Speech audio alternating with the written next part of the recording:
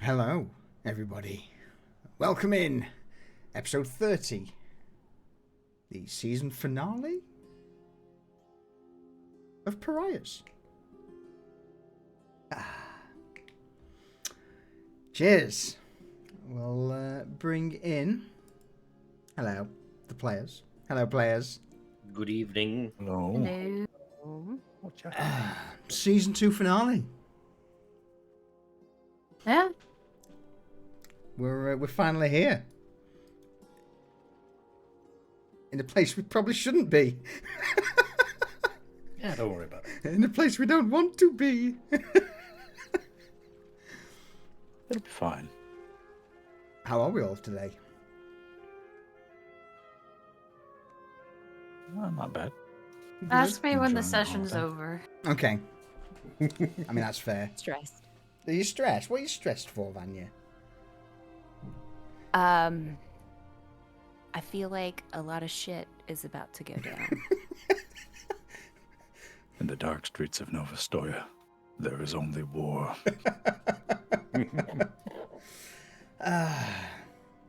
Well, Sneeze, thank you for the 67-month resub.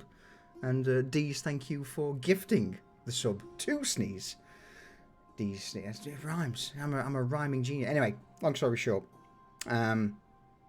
Cypher, what happened last week?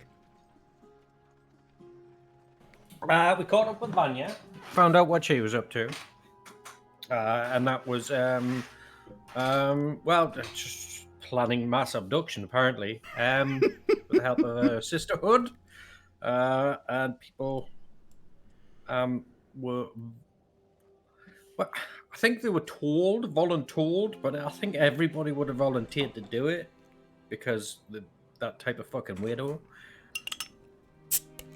So she had a couple of dozen people abducting people for Reasons? Legitimate reasons, and you asked. I mean, that's fair. I mean, I don't think Cypher asked me as a legitimate reason, though. Like ever.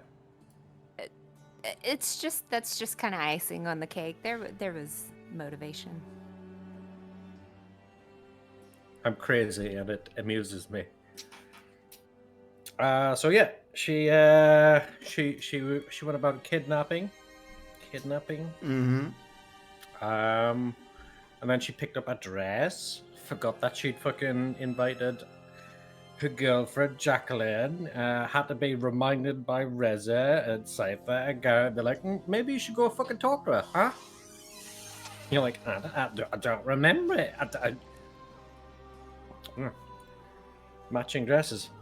Who'd have thought? Yeah, who'd have thought? But you know, I don't know if that's working out for Jacqueline right now. She's probably in the middle of a fucking nervous breakdown. Meanwhile, Dorian was busy bee. First off to the Bloodworks to get some blood-forged armor, so he can look, I wouldn't say swanky, because he went for unadorned blood-forged armor, right? More or less, yeah. Yeah. I mean, I guess you look imposing, and we'll fuck somebody's deal. Set about spreading some more rumors because there are a bunch of chatterboxes there. And then the piece de la resistance, he went to go visit his one and only bestie in the whole wide world, the chirurgeon again. Can't stay away from her. He loves her. Don't know what's going on. Yeah, loves it. Loves the pain. Loves how it burns. And actually convinced her to bless his water, so now he has a decanter of endless water that shoots holy water. Because vampire war crimes. And this amuses everyone. Then everybody got kitted out with fucking all of the death and silver. And then everybody got dressed. And then everybody got into the shiny new carriage. And the world was like, what the fuck is that? Yeah. So first we picked up Jacqueline, who had a nervous breakdown. She's like, what, it flies? Fucking flies. Quite literally, with a fly. Yeah, with a fly. I feel like fucking Cypher Vanya would be there, pushing up their glasses. Actually, it only levitates. I feel like Vanya is earning so many points right now with her. Yeah, sure. Points. She's not going to be crying in a corner by the end of the night. No, definitely not. As we came into the court, made a big song and dance. Everybody was watching. And then Dame Codet made that even bigger by fucking chewing up with armed guards and escorting us inside in front of everybody. And everybody's like, what the fuck? Who the fuck are these? What the fuck is this? And we're like, yeah, okay, cool. And I do believe where we ended, where we were put to one side to wait the festivities. Pretty much summed it up. Anybody have anything they wish to add?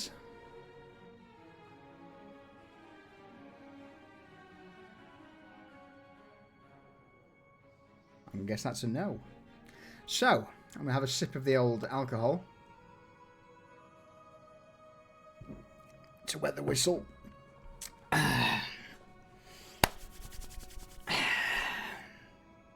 And we will dive straight into the finale of Season 2. Last we left off, you had all been pulled to one side by Dame Cordeia. She had a few questions for you regarding how to be addressed, what your positions were, the name perhaps of what you now go by, that being House Blackthorn. Immediately, these sort of questions giving rise to the uncomfortable feeling of whatever secrecy or anonymity you once held is potentially about to be well and truly shattered. Not just in the streets, but to the Crimson Court, the aristocracy of Novostoya itself. With all of you lining up behind Dame Cordea, she began to stride towards a set of large doors. With a hand either side, a audible grunt from the dame as she hefts the doors open, the hinges creaking loudly. You'd noticed that previously most people had used the two side doors to enter the ballroom, but now this is a grand entrance. A statement, almost. With the doors swinging open, you are met with blackness for a brief moment before your eyes adjust. Nice save.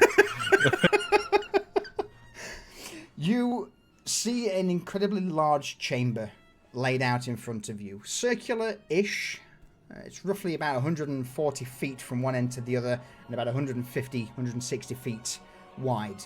From the ceiling, various red banners drape down, all emblazoned with the House Vulpescu sigil. Here, you'd see around the edges tables with members of the aristocracy seated. Above and at the sides, there seems to be a staircase that lines the walls leading to another raised seating area. Here above, you would see aristocrats milling around, moving between tables, and the odd servant, silver tray in hand. Silver? Maybe, maybe not. Roll me a perception check for anyone interested. Okay, why not? These are the things you immediately see as the doors open. Garrett, you immediately see that the servants are human in nature and the trays are silver. Vanya also sees it. On these trays, there are several crystal glasses stacked up, roughly 3 or 4 glasses high, all of them containing a deep crimson liquid with gold flecks floating within. It seems that whenever one of the aristocrats wishes for a drink, they have no choice but to ask the servant to pass it to them, rather than just manhandle the obviously human servants for the requested drink.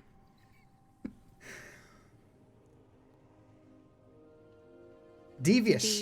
So go on. Yep. Oh, No, go on. I was going to say, did the servants have anything else on that would be silver, just to kind of show, like, I guess it's protecting them? No, not that you can see immediately. They seem to be wearing just your very stereotypical black and white maid and butler attire. But just surely the fact that they have a large circular silver disc in hand is probably more than enough to keep unwanted hands at bay. Vanya, Garrett, there would be something else that would catch your eye as well. Dotted around the establishment would be several ladies and gentlemen dancing. One or two of them awfully familiar. One of them, the closest to you, as you begin to make your way down the central chamber towards the end, which I will get to in a minute. Just off to your right, wielding a rather mesmerizing dance, is a woman in purple. A small porcelain mask covering her eyes. And as she twirls on the spot, catches a brief glimpse at you, and this woman in purple with the porcelain mask, her jaw drops in surprise.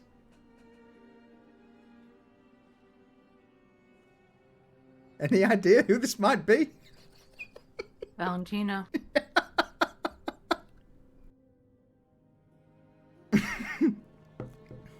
Who's watching the bar? Who knows? With that, though, you would also begin to see everyone now as you cast a glance around the room. Cordeia is still up front, leading you down the center of the ballroom. The area in front of you has cleared away, opened up completely. There's no one dancing, no one partying. It's almost like all eyes are now on you. But you would notice that on the area above the raised platform, most people there seem to be wearing reds, crimsons, the colour of House Vulpescu. You also notice some of the individuals you spotted previously on your way in had made their way up there. Those on the lower floor to your left seems to be made up of Koshevek, Loyalists, Drak. To the right, Moretti.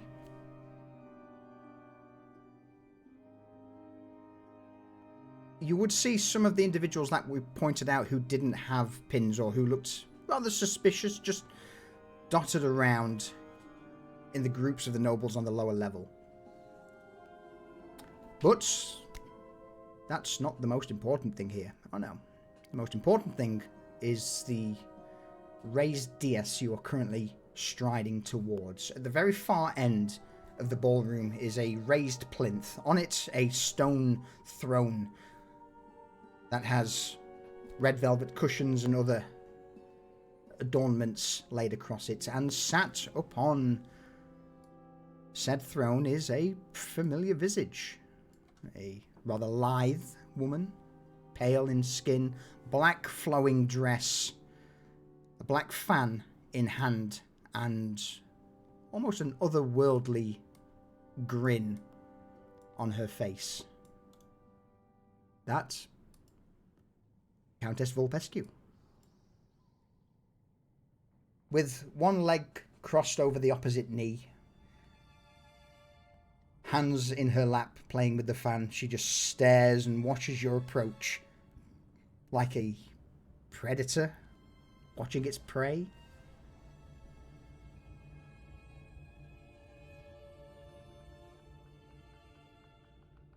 Anything anyone wishes to know about the room or individuals here? Anything of interest that you want to take in before you reach the foot of this dais where Catalina sits? Are there people lined up like on the normal floor of the room? Yes, yeah. So Or you've is it got just- there's two levels. You got the ground floor where you are. Mhm. To your left, you've got basically members who aren't part of House Vulpescu to the left and right of you. All of those who are part of Vulpescu are on this raised platform above you.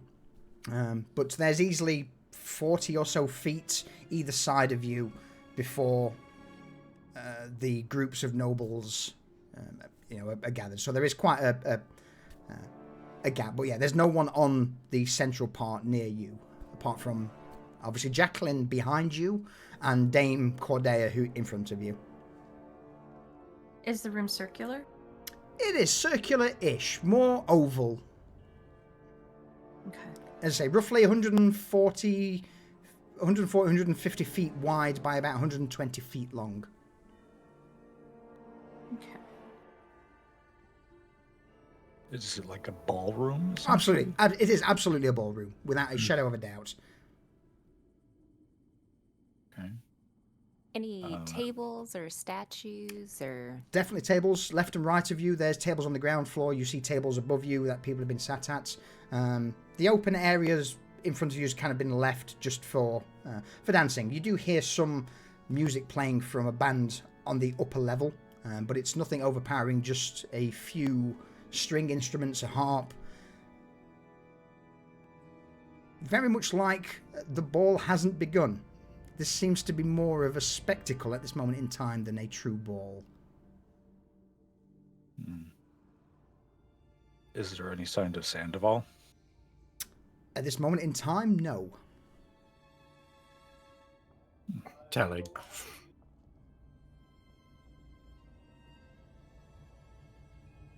I'm guessing all eyes are on us at the moment. Absolutely. Yeah? Yeah, you cast a glance around. There would be a fair few individuals, some with a mocking expression from beneath it. You kind of see half of their face from some of the masks being worn. Some had almost been looking down at you. Others would be conversing, rumour milling in the background. There'd be this odd stranger stood by the stairwell that seems to just scowl towards you. Most of their face is covered, but what you would see is this slight deformity, like their jaws almost slightly elongated, a few of their teeth on show. They're quite brutish. Brings to mind images of Casca, but Casca is also nowhere to be seen here. How does our attire compare to the rest of the attendees? On par quality-wise? Above. For the vast majority, far above. Should bloody hope so. Yeah, you would have people scowling in jealousy. The women thinking up any and all rumours possible to try and disgrace what they can see in front of them. You are almost, in fact, no, I'm not going to say almost. You are on par with Catalina herself, with the level of opulence on show. No.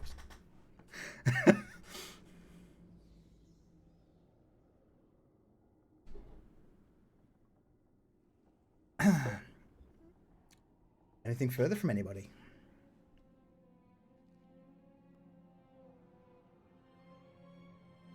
Would Oh, go ahead. Go on. We'll go Garrett first, then we'll go to Vanya. Garrett? Well, Garrett would just keep walking, not paying any mind to The riffraff. peasants to his side. Yeah. Walking in the most graceful, courtly pose that he can.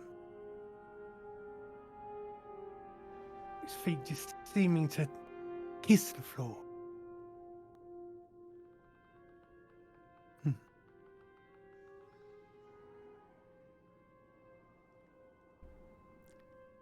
Vanya?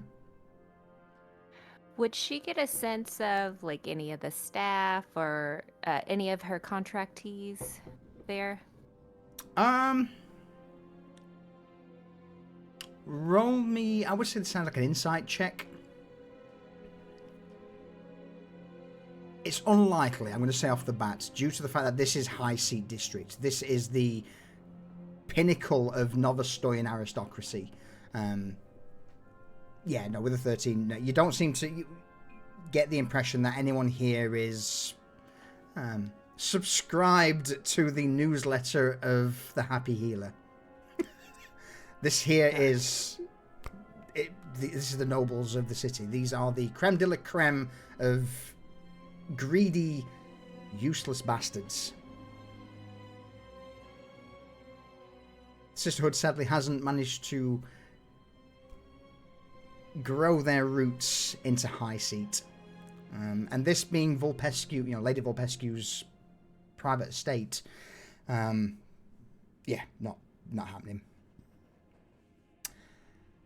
That said, though, with all of you making your way up the centre of the chamber, Dame Cordeia comes to almost a military stop. She clasps both feet to the ground, causing the 6 of you to stop behind her. Garrett, I would imagine you stand with perfect military practiced ease. Same with Dorian, he come to a standstill. Reza. Jacqueline, no doubt, would bump into the back of someone. She's just glancing around, completely unaware.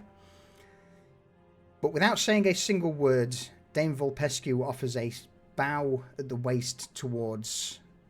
Dame Cordeia offers a bow at the waist towards Lady Vulpescu, spins on a heel towards you all, and very quietly just mutters, "The lady will address you momentarily. If you could wait here. And enjoy the show. Corday offers a subtle nod of the head towards you all before spinning again on her heel and making her way towards the raised dais where Lady Vulpescu sits. At this, the court's gone relatively quiet. The music from the upper level has stopped. The individuals on the upper levels have now made their way to the barrier to look down upon you all. The other groups of aristocrats and nobles gathered around the edges have also raised from their chairs and started to make a somewhat semicircle to see what this spectacle Lady Vulpescu has brought, to see what's about to unfold. Catalina, Lady Vulpescu herself, raises a glass, this being one of the crystal glasses, a crimson liquid flecked with gold in hand. She offers a slight smile, doesn't stand. Darlings of dusk, sovereigns of sin, beloved parasites of this beautiful city, welcome. Welcome to my home. Tonight, these walls of marble shall bear witness to a revelation. Not just of masks removed, but of futures claimed. She raises the glass again, and you begin to hear the clink of glassware echo round as all of the other vampires and nobles of the court raise theirs in toast. The other thing you would notice is that from where Vulpescu sits, there are 4 orbs that seem to hover about 8 to 10 feet off the ground just behind her. One, those who are arcane in nature, roll me an Arcana check. Or who have knowledge of the arcane.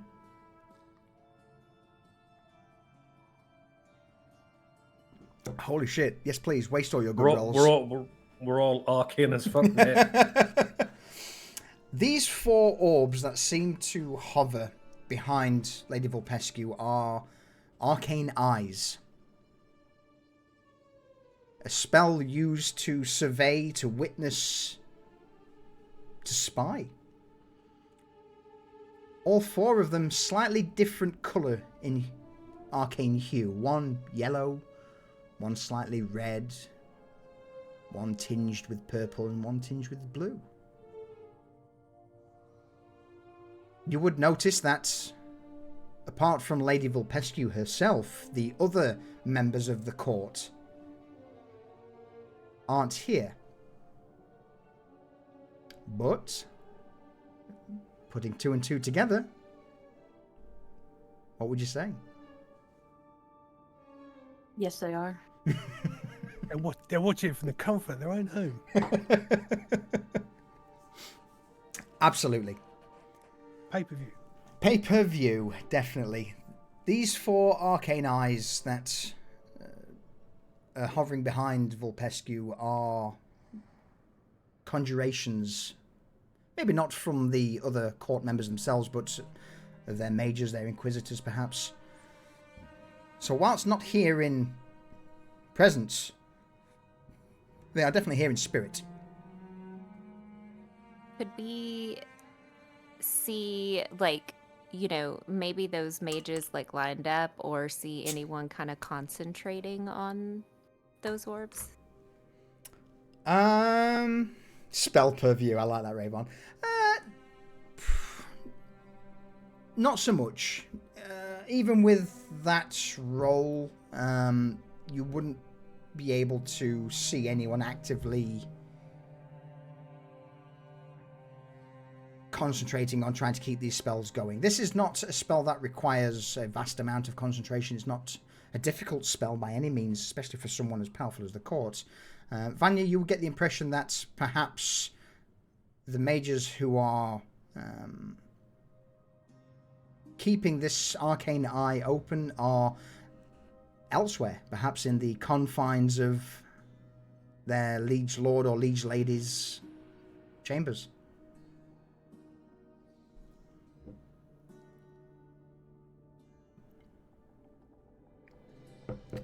With that, though, Lady Vulpescu takes a sip from the bloodshot in her glass.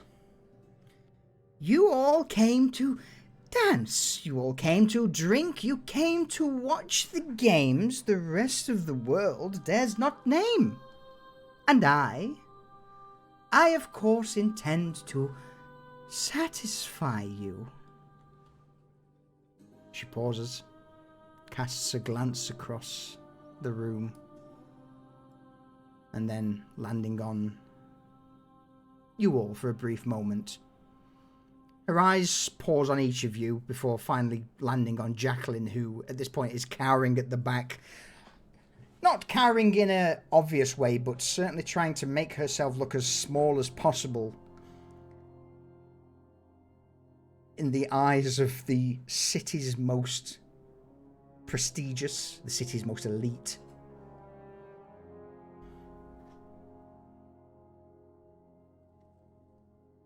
Vulpescu then casts a glance back to the rest of the room. For far too long, outside the wall of our beloved Novostoya, the cattle and the rats have writhed, chaotic, wasted, untamed. But that ends now.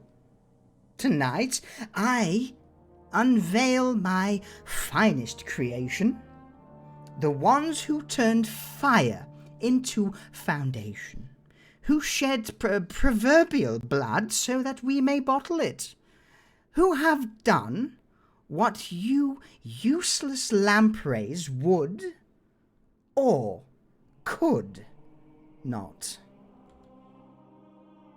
At this, her gaze looks left and right of you all, at the other gathered nobles from the various houses. A look that's condescending. Her eyes narrow slightly.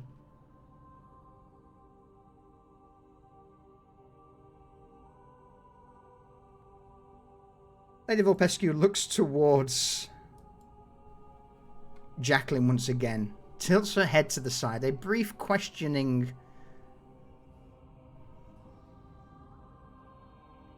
glance crosses her features. At that moment, Vanya will pull her to her side and kiss her cheek. A moment of understanding, realization flashes over Catalina as she just nods and with a finger just motions towards Jacqueline.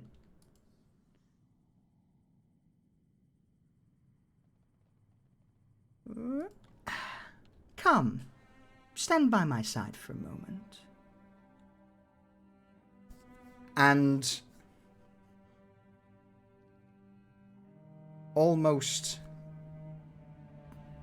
immediately, Jacqueline's body just stiffens up, her eyes glaze over, and she just walks out of your grasp, Vanya, towards Lady Vulpescu. At this point, eyes from the court, you hear gasps, you hear the mutterings, you hear some veiled insults ripple around the nobles. Who is this? Why is she showing such favoritism to this individual? Favoritism? She's now got a hostage. What the fuck?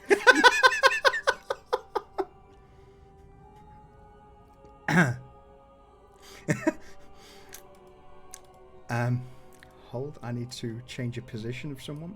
There we go. Okay.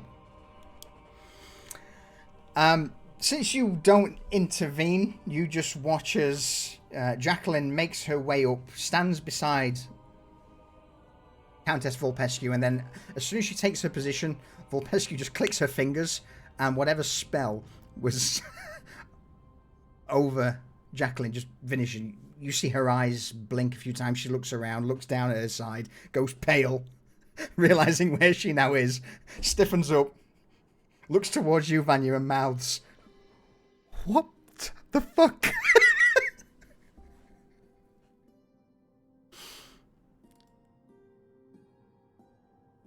through my. Actually, I'm not linked with her. Ignore me. No, you said you were, if you remember. You said last week you I linked was. with her, but you But I didn't. didn't let her know. Correct. So through the link, I'll say to her, "This is Garrett's. I'm speaking to you in your mind. No one else can hear you. Breathe. For your own safety, you're better off up there than you are down here with us." Jacqueline's wide eyes are locked on you, Garrett, and you just see her head ever so slowly just dip in acknowledgement. Granted, you all know she's terrified. But for anyone observing, you know, the casual observer, for the nobles who don't really care, this is just a spectacle. They seem to view her as she's holding her own, respectfully. In spite of being Especially for mortal. in spite of being petrified, she's holding her own, bless her. So, with that though, with Vulpescu basically insulting the entire court, or the nobles at least around her, calling them lamprey, useless lampreys, she clicks her fingers once again, and just off to your right hand side you see one of the marble partitions begin to crack and part. From the darkness behind this door, Viscount Victor Sandoval emerges. Led is probably too kind of a word. It's more like he's dragged, bound in shackles. His fine garments torn, stained. Blood mats his once gilded hair. But his eyes lock onto you. And they burn.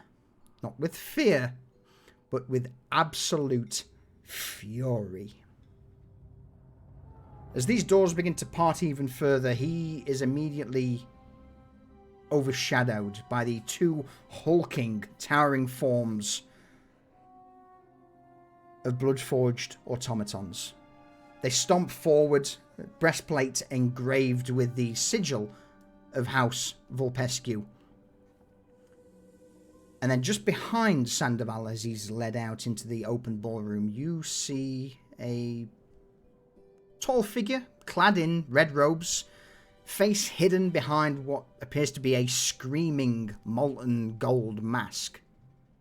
Whether that screams of pain or pleasure is difficult to discern, but this mage's hands never touch Sandoval. They don't need to. You see tethers, crackles of arcane energy leap out from this Inquisitor to Sandoval, keeping him placant. As this small group emerges into the central chamber, behind them a terrible hum begins to fill the air. You see two plate mail wearing individuals, inquisitorial agents, step out. Hovering behind them is a massive Iron Maiden. Ancient, marks of various rituals and sigils across its surface, blackened by use, and to the point where almost the vast majority of its edges seem to be slick, wet with crimson. This is a reliquary of torment. This procession reaches the foot of Vulpescu's marble dais. There they halt, chains from Sandoval rattle as he is thrown to his knees in front of you and at the feet of Lady Vulpescu. Shortly after that, the Iron Maiden that was levitating drops to the marble floor below, resonating a loud clang across the ballroom, silencing everyone. Lady Vulpescu herself doesn't rise, but for a brief moment you would see this wide, sly grin turn up at the corner of her lips. It's only for a brief moment, as the fan that was in her lap previously immediately shoots up, opens to conceal her face.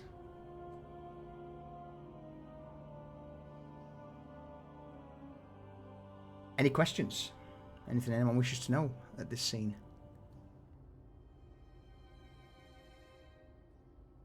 So the Inquisitors are familiar to us, yeah? Have you seen a red-robed Inquisitor with a gold face before? Or do you know Silver of... teeth by any chance? Maybe. Yep. Okay. Just while nobody from Mom's Town's here.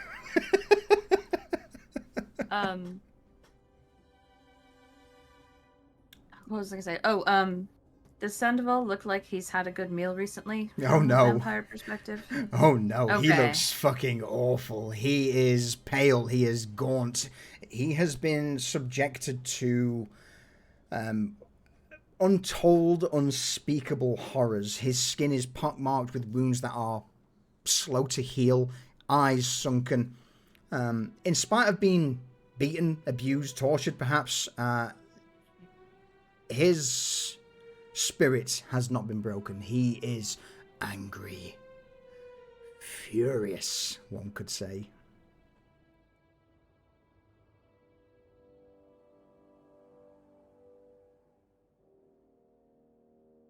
He's not gonna have a good day either.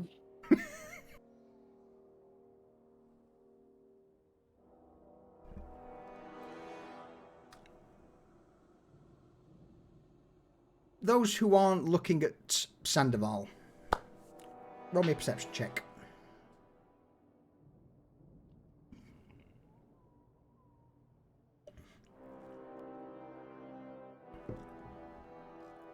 You said are not looking at Sandoval? Correct. Yes. So that you were. Okay. So you don't. get Yeah, I to- was. I was definitely looking at him, yeah. Vanya, Cypher, Garrett, you would notice that the nobles who have gathered on the lower floors have started to crowd a little closer. They're still about 30, 35 feet away, but some would have started to push their way closer to the front to watch the spectacle currently playing out. And you would Can we tell what house? Yeah. Yeah, you would immediately Okay. recognize these are the ones who removed their sigils, their pins, upon stepping into the concourse.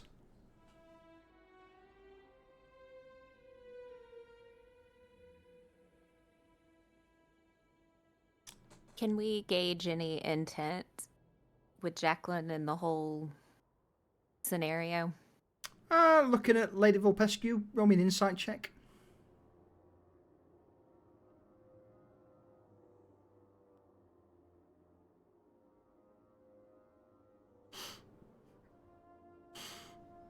The answer to that question... Oh, I'm rolling privately. I'm going to roll publicly. The answer to that question, Vanya, is no. Okay. Who knows? She's currently got this black fan spread open in front of her face, covering all of her features, bar from her eyes. You saw a large, sly grin behind it for a brief moment, but apart from that, no. In regards to Jacqueline, no idea.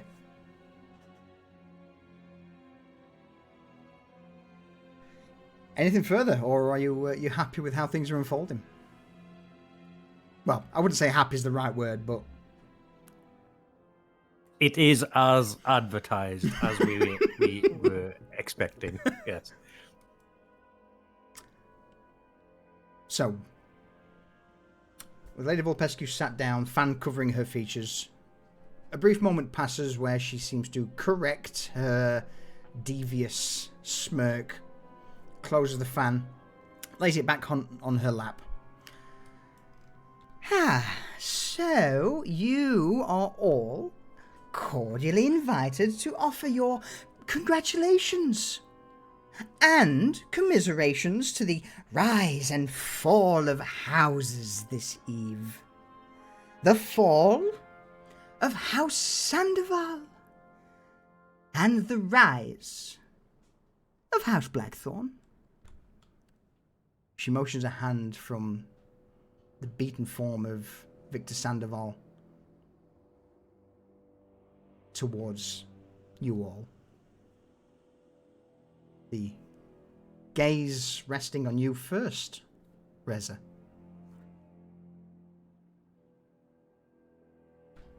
Lady Teresa Blackthorn, matriarch of the household, a long-lost sister to me. She holds her hand to her chest. Theatrical. Trying to emphasize a point. Reza will take one tiny step forward and bow incredibly low. And hold it for a moment before standing up again. A paragon of elegance. I love it.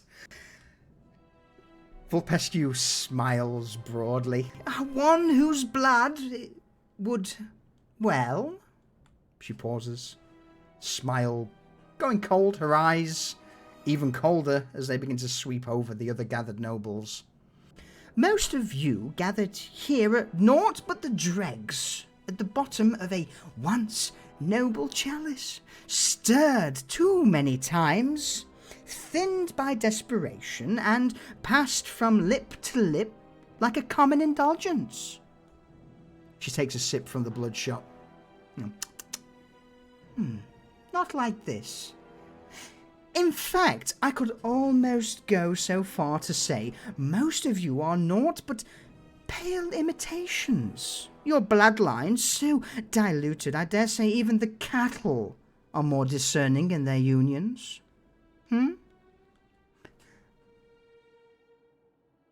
There is a rise from the crowd. Disgruntled, annoyed. She's just insulted pretty much the entire aristocracy in that one brief paragraph. But Lady Vulpescu cares not. She takes another sip, waves a hand towards you, Reza, to step back, and then the hand, or not so much the hand, but the glass then is tilted slightly a few angles towards you, Garrett. Beside her, Lord Garrett Blackthorn, my architect of consequence. The hand that moves the board before the rest of you have even recognized the game. The mind that brewed not just a draft, but a devotion. Bloodshot. She waves the glass in the air, looks into it longingly for a brief moment. A creation so exquisite, so precise that even the oldest among you drool for it like newborns at the teat. She lets the silence linger for a moment, and then continues this brief expression of mock surprise. But of course, some of you were too busy chasing old feuds and court gossip to recognize genius when it touched your lips. Never mind. Anything else outside of high street walls that could and should terrify you into action, you care not for. Lord Blackthorn here has crafted an empire in the shadows of your neglect and made it drinkable.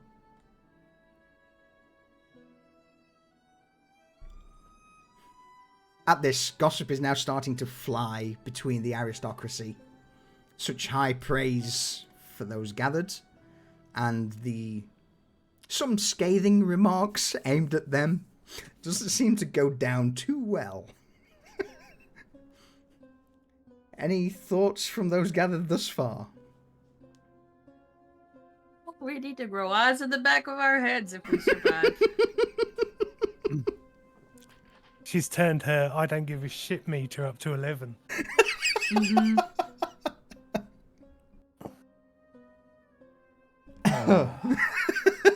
Novastoyan Civil War incoming. Holy hell. She is quite tired of their bullshit. Dorian's gonna fish out his deck of cards and start shuffling while she's talking. You just hear from some of the gathered nobles just, how rude. Who does he think he is? Arrogance in front of Lady Vulpescu. This cannot stand. No one actually acts upon it. No, they won't. Yeah, no one acts upon it. At that, though, Vulpescu turns a hand towards you, Vanya. And now to introduce my most beautiful Vanya Valentine. She looks over her shoulder towards Jacqueline, eyes Jacqueline up and down. I see why you chose this one. Good taste. Beautiful taste. Anyway, my beautiful saint of sorrow. My darling hope bringer. My happy healer. She just looks at you, Vanya, with this predatory grin on her face.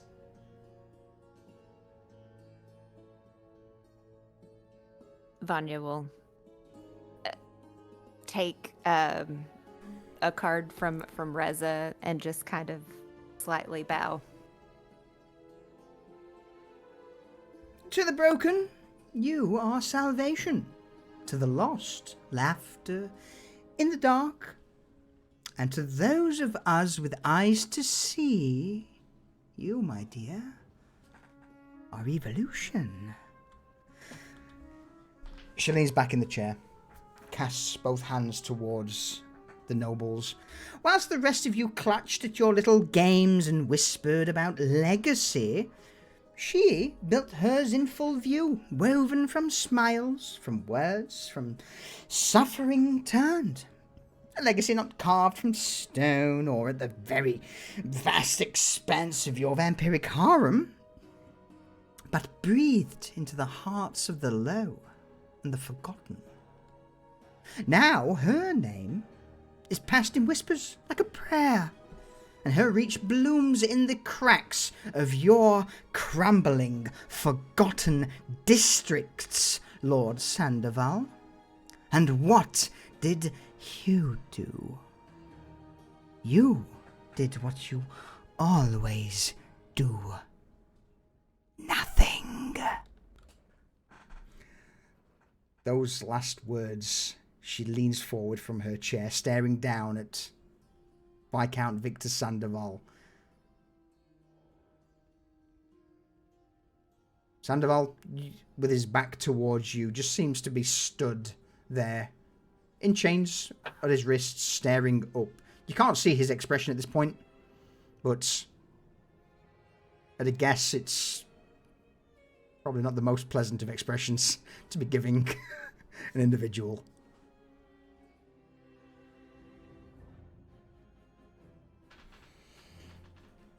Vulpescu leans back, exhales for a moment. With that said, there is of course the bedrock beneath the perfumed towers. Governor Charlton Heswood, step forth. At the mention of his name, Dorian puts all the cards into one of his hands, and he's going to take a couple steps forward, and he's going to cross his right hand over to his heart, holding the cards over that, pitch his left arm behind him, and he's going to bow low to the point where his elbow almost touches the floor for a moment before he stands up and looks back at her. Are you doing anything with the card at this moment in time? Or are you hanging on to it? They are just, the deck of cards is just in his hand. Okay. Pressed to his chest, so. Vulpescu grins in amusement. Ah, the iron spine of lower streets, the one who saw what the outer city truly was, not from above, but from below. The filth, the hunger, the truth. She turns away from you for a minute, Dorian. Whilst the rest of you hosted salons and squabbled over etiquette, he was digging trenches in the dark, bleeding with the people you pretend don't exist. Yes, he's not subtle by any means, not gentle, but definitely necessary. And now, he governs. She turns back to Sandoval. He has taken the chaos you so politely ignored and given it structure, order, purpose. Every knife in the slums now knows which direction it points. And Lord Sandoval, actually, no. This applies to all of you. She sweeps a hand across the nobles gathered. Make no mistake, these pointed daggers are all towards your necks. You're all useless.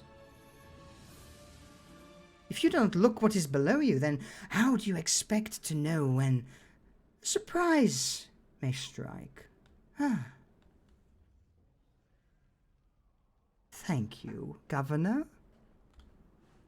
She bows her head towards you respectfully, Dorian. He's going to just give a shorter bow of just the head and then step back to where he was before that.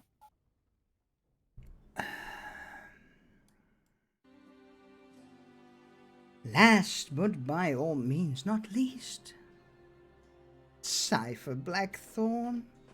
She leans forward, reaching a hand out towards you, Cypher, like almost like a lover would reach a hand to try and coax someone forward. Granted, she doesn't say Lord. Cypher Blackthorn, only a name, as if that alone carries its own weight.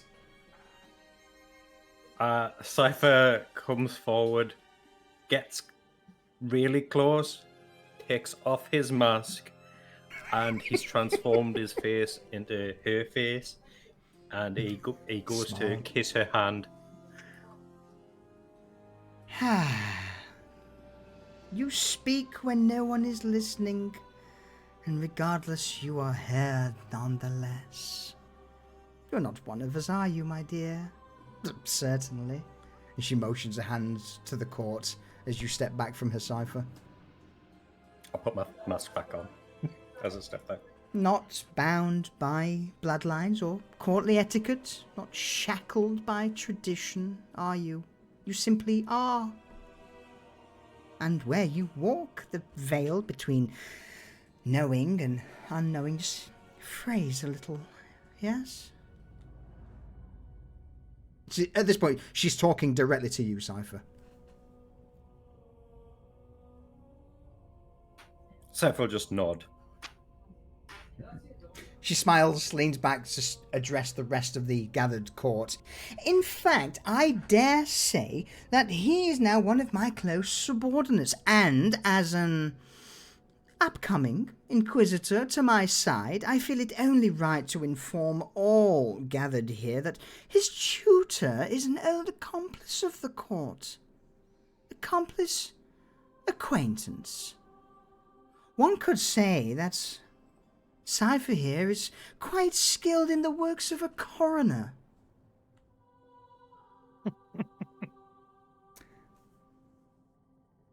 90% of those gathered just offer confused looks.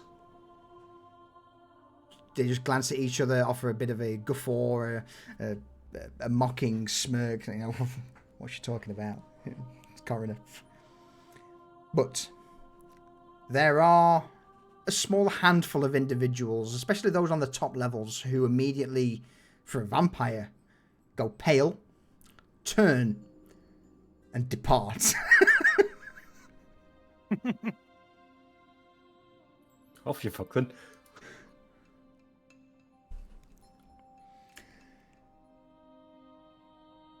Lady Vulpescu lets the gossip circulate for a few moments, leaning back in her chair, giving you all another chance to survey the atmosphere if you wish, or ask any questions.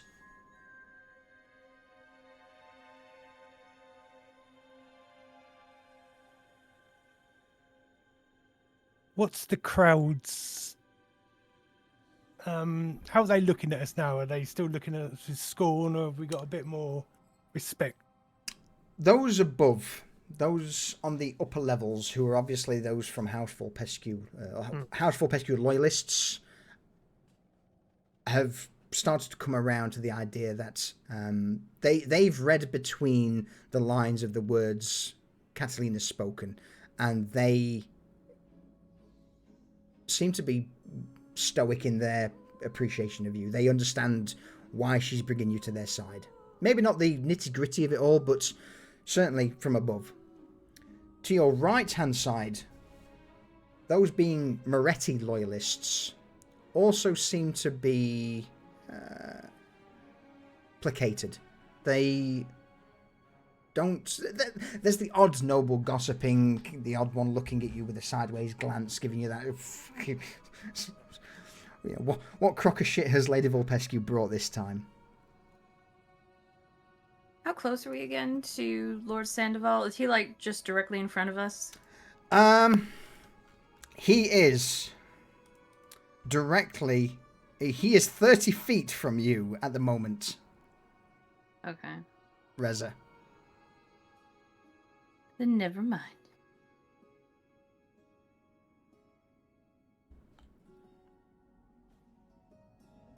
Anything further from anyone? No, just enjoying the spectacle. Let Lady Vulpescu have a moment. Just let her enjoy it. There's nothing we can do to stop it. Just No, let her. it's just... Yeah. So, with that then, and the gossip starting to die down, I would say, Garrett, you managed to pick out roughly 6 individuals who potentially could be problematic if things go south. 3 on each side. Mm-hmm. But due to the amount of people gathered and you having to pay attention to Lady Vulpescu, you can't keep exact tabs on where they are.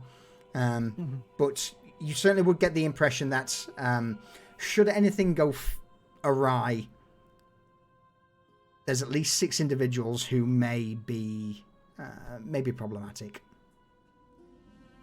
I'll relay that to the group. But not to Jacqueline. No, she needs to know. Lady Vulpescu casts her hands towards the open area in front of the ballroom. These are the leading figures of House Blackthorn, now an extension of House Vulpescu. You shall remember their names well, for if they speak, it is with the full authorization of myself. She claps her hands together once. But with power, it must not only be spoken of, it must be shown, it must be proven, and what is more delicious than a jewel, we aren't all monsters here after all. She smiles, slow, sharp. We offer mercy. Go on, Garrett. Through the link, Garrett says to the group, but we're all monsters here. We offer mercy. Yes, a duel, blood for blood. Sandoval, prove your worth once again in the eyes of the court. Or be unmade by those who have already corrected your mistakes. What say you? She waves a hand towards Sandoval. The shackles on his hand magically being released. Clanking to the ground as Victor Sandoval straightens his back, looks over, obvious at this point rage crossing his features.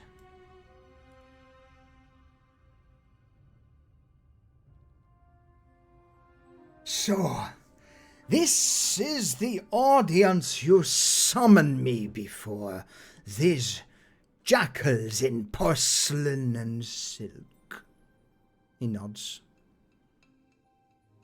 grabbing his wrists for a moment to take in the freedom, perhaps temporary freedom, he's been granted. I know what you all want. You want a confession. You want a final plea. A whimper. No. No. He points towards Vulpescu and then to the other nobles. I will give you all a revelation. He then looks towards the party.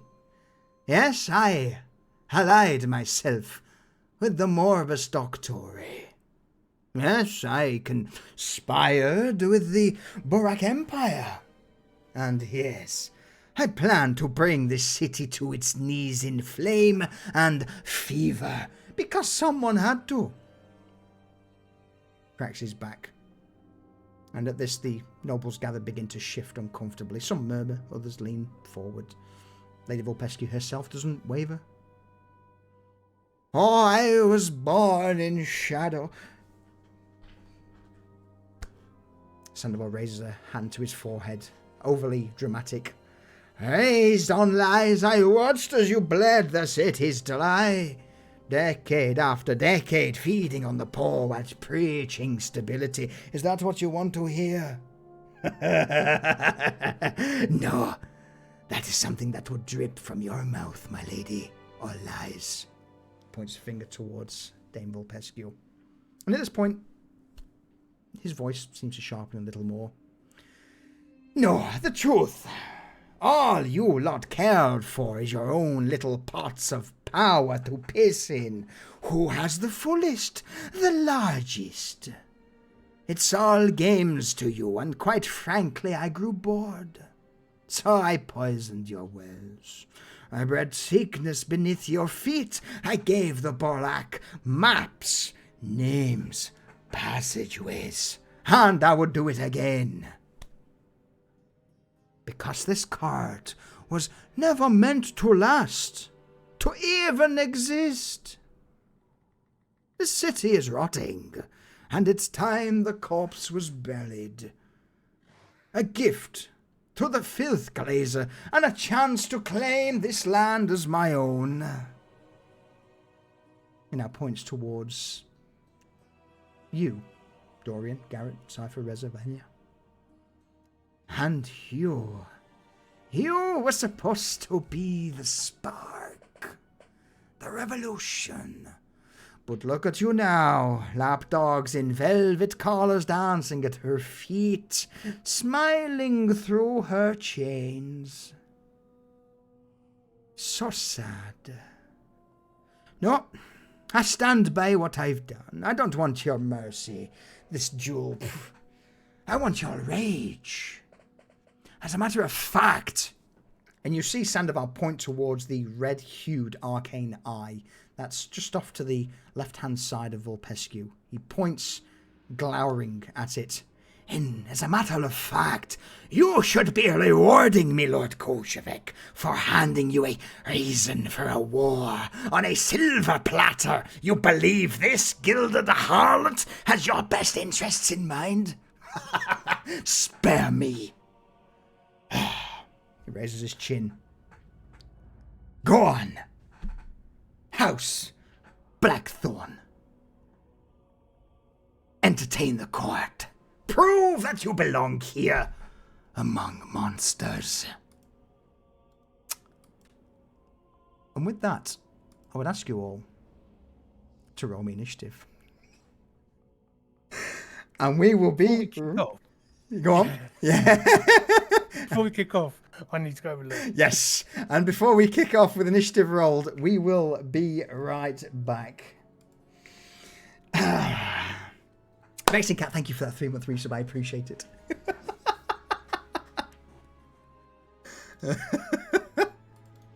And before I do, Sandoval with a solid roll for initiative. Just to point out the current battle map before I dip to grab some more beverage. This here be the ballroom. Up front, Inquisition agents, the Bloodwork automatons, Lady Vulpescu herself, Jacqueline, poor lady. You've got half it covered up by the fucking be right back. Oh, I have. In that case, I'll flip it to the side. There you go. Yeah, There you we'll flick that to one side like that so everyone can see things. And yeah, on that, folks, we will be but a moment.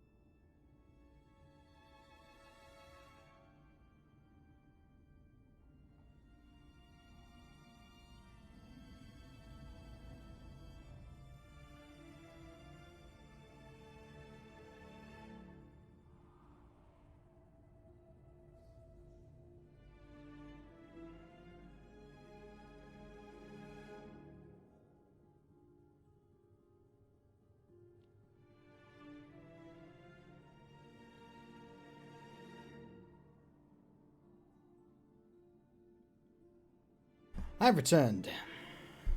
Welcome back. Thank you. Welcome back.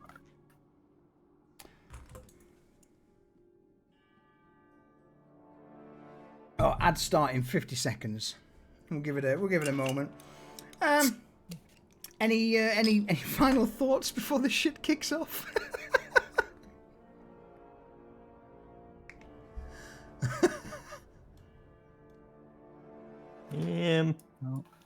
No, Dorian just has to pick a card. I'm ready. I'm sure it'll be fine. Oh fuck! I just realized what deck you were shuffling. Okay. I'm fine.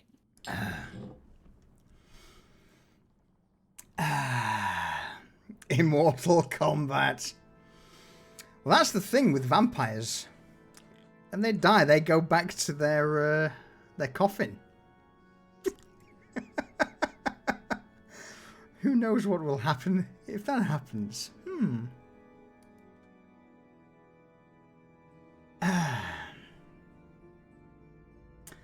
Alright.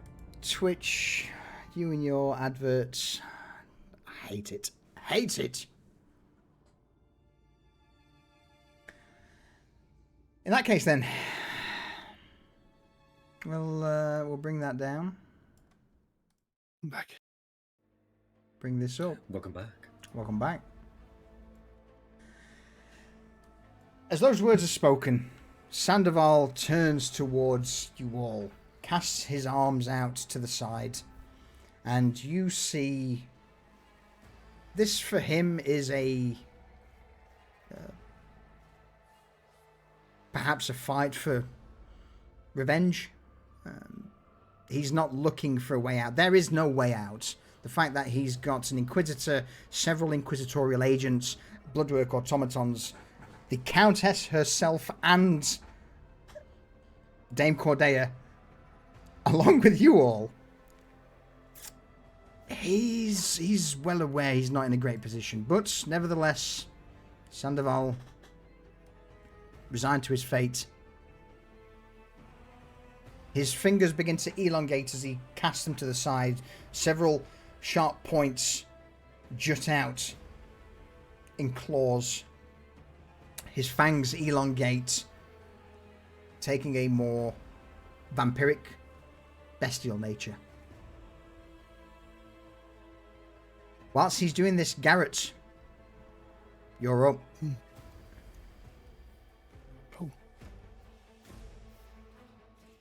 Okay.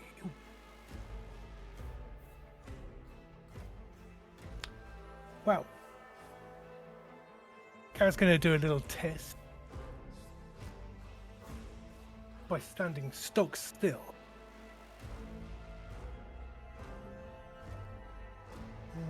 Bear with.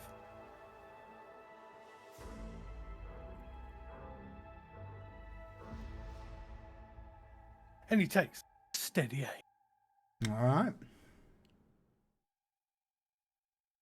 And launches a side blade at look, the big Sandoval. vampire. Yeah. I should have that advantage. Idiot. So that, roll another one. Yeah.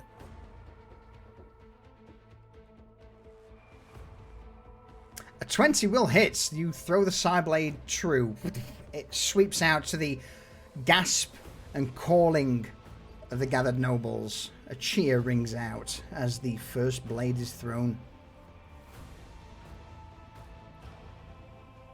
And a little bit of damage. A little bit of damage. Didn't apply. Let me apply that. Put him targeted, didn't it? Yeah. There we go. All right. The blade. Because I was a sneaky boy. Another one. Oh, No, that was sneak attack. sneak attack for 14 damage. All right. The blade punches through Sandoval. You see him stagger back momentarily before just glowering at you, Garrett. His eyes glow red for a brief moment in rage. Well, that worked. So I'm going to throw my second blade Mm-hmm. at advantage because I hit my first. 23 will hit. Lovely.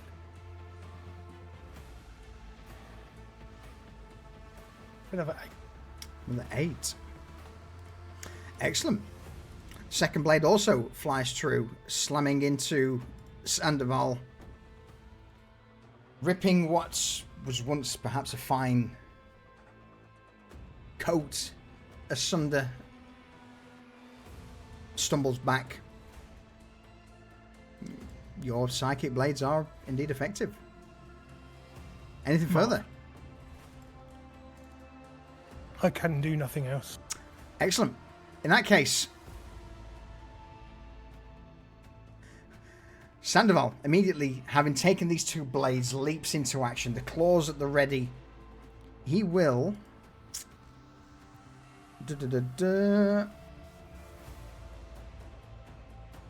move and dash forward.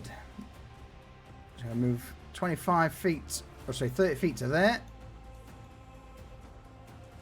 And that'll be his legendary action to minute for the moment. Just as you see him just flicker for a brief moment as he sprints towards you, Garrett, getting ready to strike. Reza, you're up.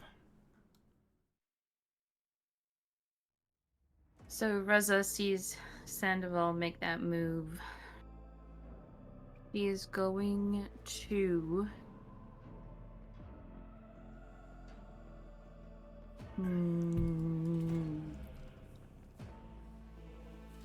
She's going to move. Okay.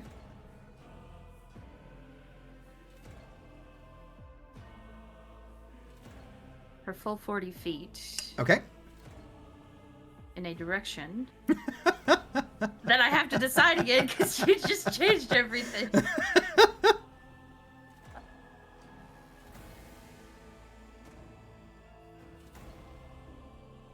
This direction. Okay.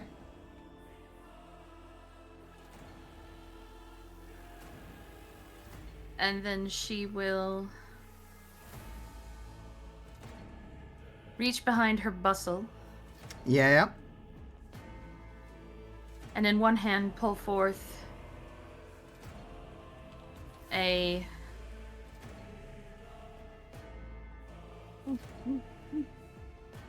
where'd it go? Sorry, I'm trying to be dramatic, but it's It's not all working. good. It's all good. Oh, it's in my inventory. Okay. A silver arrow, and in the Okay. other hand, thicket. With a silvered arrow at the ready. Strung. 29 is certainly a hit. Silver arrow flies true. Roll damage. And you said that's a +1, correct? It should add the... in fact, no, if you're not using it, yeah. Just add 1 to the damage.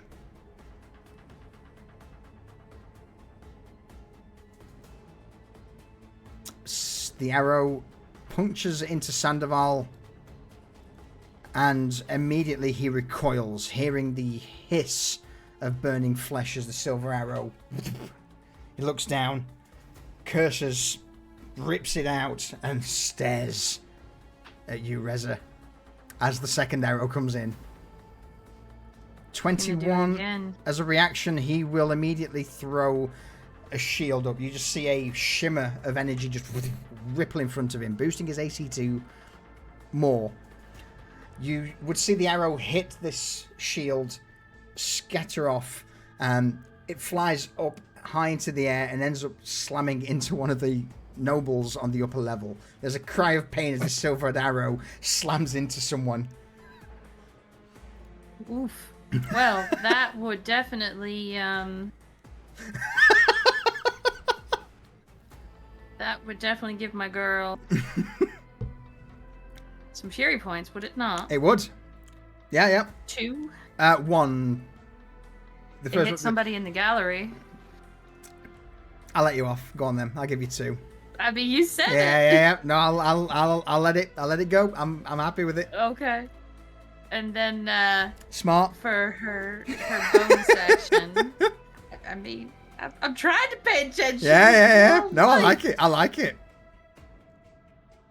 For her bonus action, she will take a defensive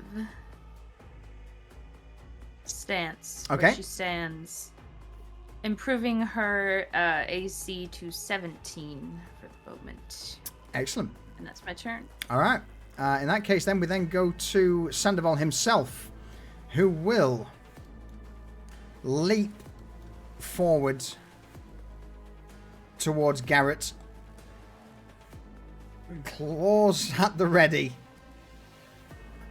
as the first swing heads towards you. I think that hits. The claw stabs into you, Garrett, for 18 points of slashing damage. The second claw, he then lashes out towards you, Cypher. 24. Yep. And you are hit for 15 points of damage.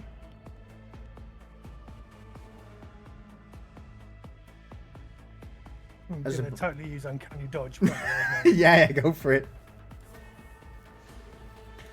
He will then, as a bonus action, cast Misty Step to dip out towards Reza. So basically, as this looks, Reza, 2 arrows shot. First one hits him, second deflected. He then charges in, gouges at Garrett and Cypher before just disappearing in front of their eyes. Cypher, you're up. So as a bonus action, Cypher's gonna pull his bag of holding from under his cloak and dump out the contents, which is 5 complete skeletons Okay. of don't worry where I got them from, alright? Don't ask questions, don't get answers. And then as an action, in Abyssal, he's just gonna go, rise. As he casts Dance Macabre and 5 skeletons rise up from the floor. There's just a ooh, ooh from the gathered crowd as these skeletons begin to rise up. A lot of the courts seem to be absolutely slack-jawed at this. The fact that necromancy, raising the dead, has been such a difficult task for the Sanguine Academy. This is unheard of almost. Someone actually raising the dead in Novostoya. And we all know why that is by now, hopefully.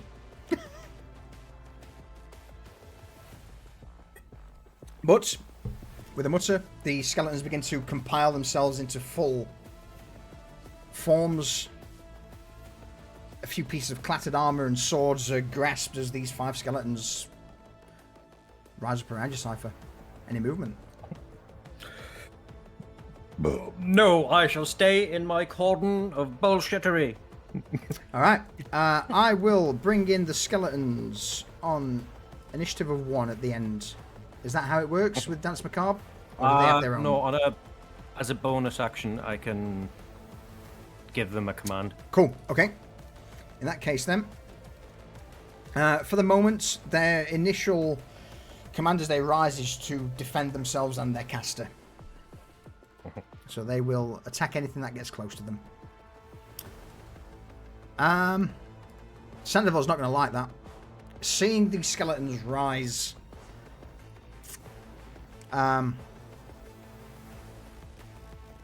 legendary action.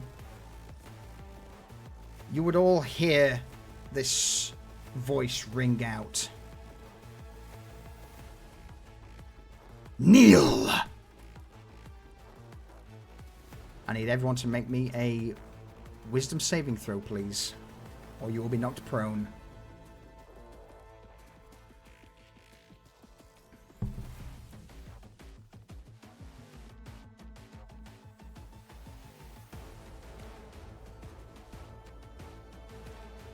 Reza.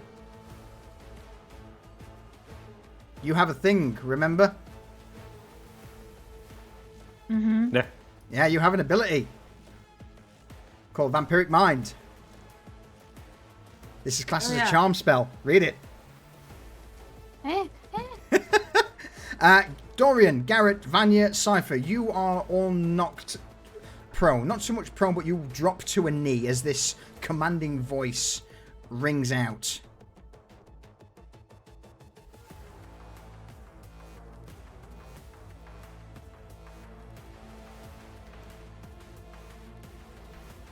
What's Vampiric Mind do, Reza?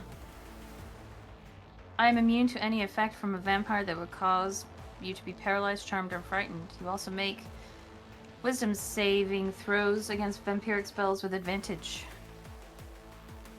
This is classed as a charm spell. So I'm good. So you are good. But yeah, everyone else... I had advantage, so I... It's all good? Again. Yeah, DC 20, sadly. Yeah, Sandoval is no pushover. But yeah, so those in the center of the room, you immediately just drop to a knee as Sandoval rings out this magical command of kneel. Dorian, you're up. Okay.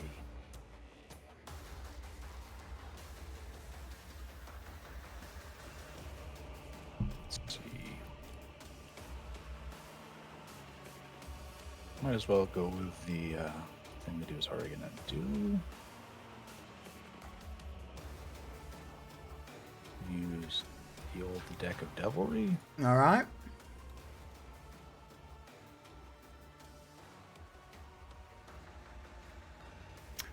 Oh, okay. Damage vulnerability or feature vulnerability, whichever is present. So he is vulnerable to radiant damage. That's the only vulnerability he has. He is resistant to all forms of normal damage unless it is silvered or magical. He's also resistant to poison. Mm-hmm. Okay. Is there anything else you wish to know about him? Because that's you know, that's a little. Yeah, it's luck of the draw. It is what it is. So. Yeah, that's free action, mate. Because that's one thing that you said you were already doing it. So. Yep. Yeah. So he's going to stand. That's his movement, I believe. Half your movement. All right. Boop. Past there. Here. Not quite as near as I would like. But this is a perfect opportunity to not hit anyone with the overspray. Oh no! Oh no! Oh no! This is not an attack roll. No, it's not. So that +5 AC also makes this the perfect time to use this geyser. Reminders. Viscount, you look parched. So wait, produces what? 30 gallons of water that gushes forth in a geyser 30 feet long and 1 foot wide. As a bonus action, while holding the decanter, you can aim the geyser at a creature you can see within 30 feet. The target must succeed on a DC 13 strength check or take D4 bludgeoning damage and fall prone. Which he's going to make that save. That's not the kicker here. The thing is that for the 24 hours after this morning, this thing spews holy water, as per the Trojan said so with her divine being. Yep. So that DC 13, I would say, doubles. Because it's however you want it to be. Yeah, I just think that, going to be a rough one for him. Absolutely. So what I'm going to say is either you can make it difficult for him to dodge it, or we can say that's... In fact, what would you prefer out of this? What do you envision the... Because this has basically been blessed as a holy decanter of endless holy water. I think that he's going to shrug off the stream of water as it is. But the thing is that he's going to be covered in holy water. So effectively, I think it's just hitting him with holy water as an area effect spell as opposed to a targeted ability. Okay. So you're just trying to splash him so it actually hits him rather than just douse him with it. That's fine. So what we'll do then, we'll make the strength saving throw, just to see how it goes. This is not as good as expected. You see Sandoval just quickly dodge to the side as this burst of water sprays out. The main bulk of it hitting the marble below, but at that the backsplash, the mist from it would wash over him.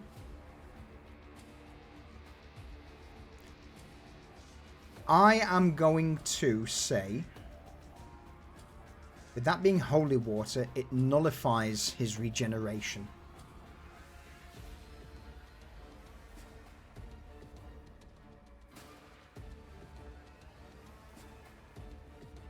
All right.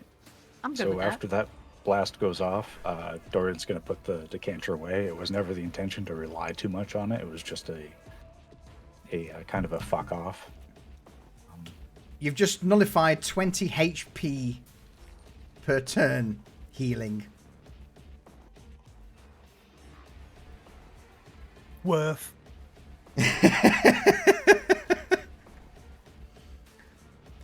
That was your bonus action. I think that was my full action. All right. You can use an action to remove. Okay, yeah. So yeah. Okay, yeah. So with that though, with him being sprayed with the holy water immediately, the first thing that kicks in is his regeneration stops. What wounds you would see the wounds that Garrett caused were slowly just beginning to heal, but at that moment, as the water splashes over him, they just begin to fizzle and burn away.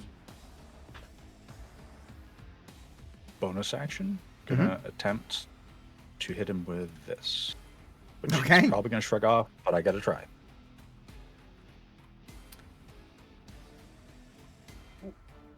He does. He does indeed shrug it off. He cares not. So Dorian is going to stand there as he's doing this, the Troubadour's finery starts to appear to burn off to him to be a cape, revealing the armor underneath, and he sprays him with the beam of holy water, essentially. And he's just there at the edge of the group, looking at this guy. All right. That you done? I've run through all my actions, yes. Cool. In that case, then, we'll go with last legendary action for the turn. Having been burnt by the holy water, he's going to look at you, Dorian, and cast Inflict Wounds.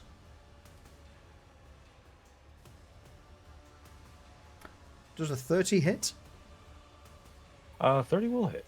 Is he coming within melee range? He is. Actually, is it a touch spell? It is a touch spell. Touch You can't do that. spell, Yeah. No, I can't do that. In that case, no, you're right. I didn't read that one. That's my bad. We'll change that up. I'm good with him moving up No. do it. No, I heard that question in the panic No. I did.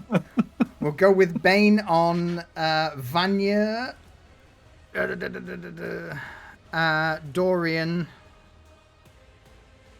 and Cypher. So I need Dorian, Cypher, and Vanya to make me a charisma saving throw, please. With an outstretched hand, you see necrotic energies begin to coalesce around and leap out towards you.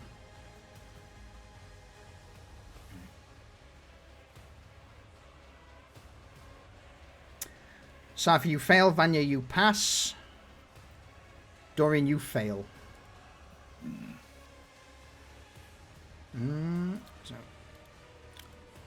So what Bane does, up to 3 creatures of your choice must make a charisma saving throw. Whenever a target that fails a saving throw makes an attack roll or a saving throw before the spell ends, the target must roll a d4 and subtract the number from the attack roll or saving throw.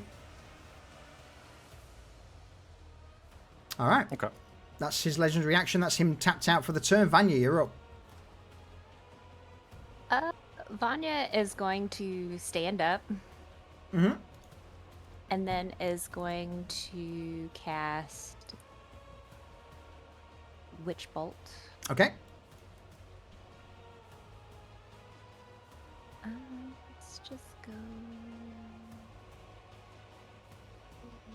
level 2. He used his reaction this turn. Shit. All right. Right. Uh-huh. Strikes him true. Well done. All right, and then do I do it twice because I get the bonus action for damage? How do I do that? On a hit, the target takes... So you take your 2d12 damage first, and then every turn after, you can cast a bonus action to keep it up. So he just takes an initial 20... As this witch bolt clings onto him, begins to zap him.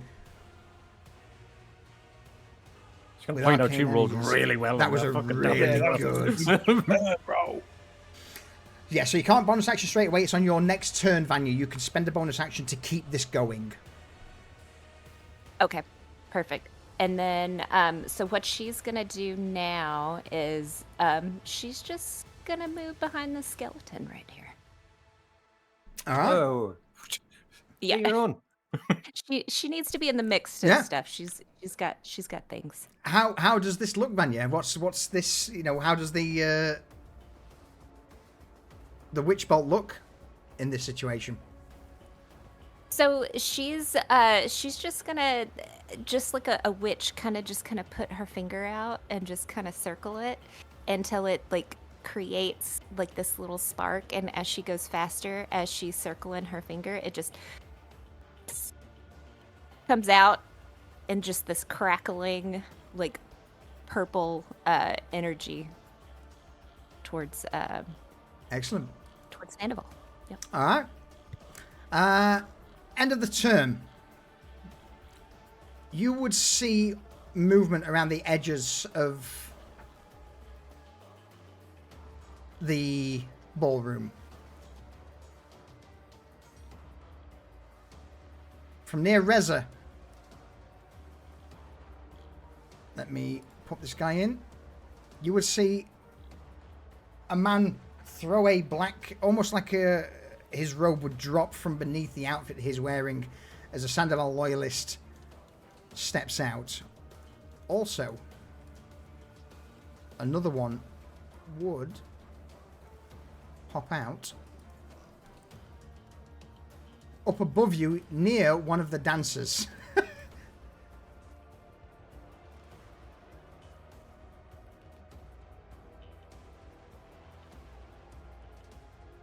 With that, though, Garrett, you are up.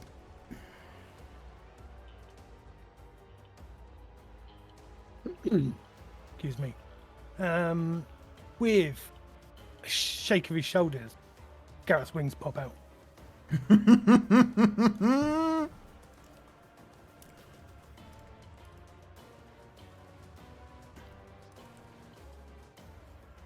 Thank you. Not tiny Garrett, though. Bear with me. Close. I just like seeing Garrett wing. There we go. Winged Garrett. And I'll just go up like 10 feet. Yep. No longer prone, just straight up in the air. Oh, yeah, I didn't even stand up. I just floated up.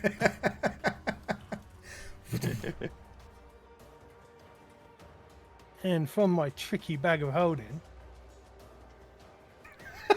I will pull out my Nightfire. Oh, no. And chuck it at your man. All right.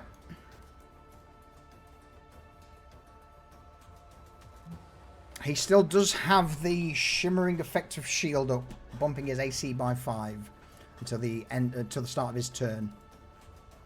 All right, then. I'll sack that for this turn, then.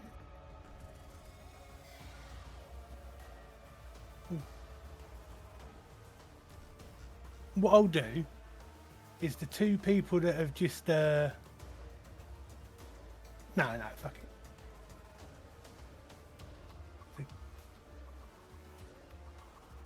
Bear with. So, mate, Need to take do a all bit the of shooting, measuring. take all the time you need. Fuck, I don't have range. Yeah. So basically, Okay, until the start of his turn, he's on +5 AC. Cool. Which 23 will hit. So, if you can do maths. Quick math. Yeah, I'm not gonna do that. So what I'm gonna do is I'm gonna throw a knife at the two guys that have Yeah. Have just revealed taken their capes themselves. off, just as a fucking warning to sit the fuck down. All right. I'm Chris Kidd. Thank you Sit the fuck for down. the raid. Six. Welcome in.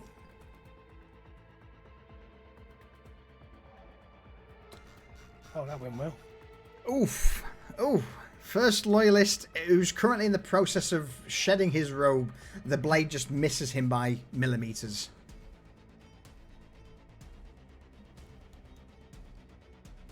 Well, he's gonna get the second one then as well. All right.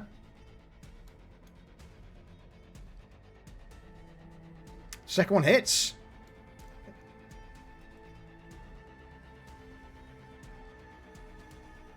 As the dagger's thrown across the ballroom into the Sandoval loyalist. 3 damage. And I want to make that.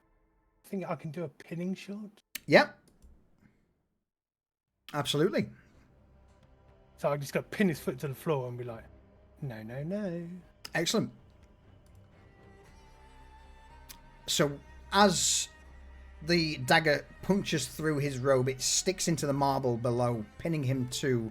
It does have to make an athletics, or they have to make an athletics check. They don't really have athletics, so it's just going to be strength.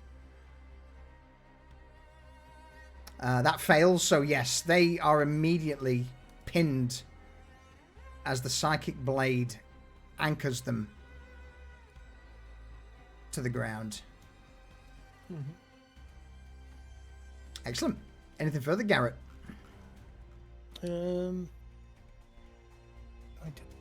Yeah. And on Count Fuzzy Face down here, Yeah. I'm going to I'm going to cast a spell. All right. So I've got one I can use as a bonus, I believe. Or is it not? Well, bear with. It's all right. Take all the time you need. I've never used this spell before, so just yeah, it is a bonus action. Huzzah! Send it. Hunter's mark. Boom. I only wanted me to roll something. Basically, the way Hunter's mark works is you just look at him and you mark him as your quarry. Whenever you do damage to Sandoval, you get to roll a 1d6. Whilst ever you've got concentration up. Loving it. So I shall mark him for the moment.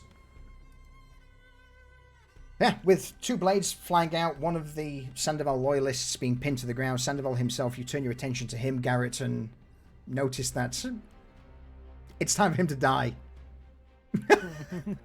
Any further actions? Any movement? No, I think I'm pretty good boy. Tap, tap. All right. Sandoval's not going to be too pleased about getting zapped by Vanya, so start of the round, we're going to go in with legendary action. Okay. Yes. That legendary action will be to...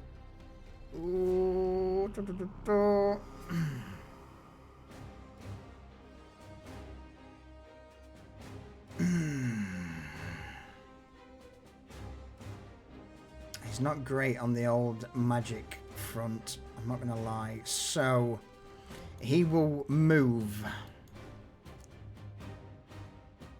He will spend his legendary action to move and sprint across towards Reza. Claws outstretched.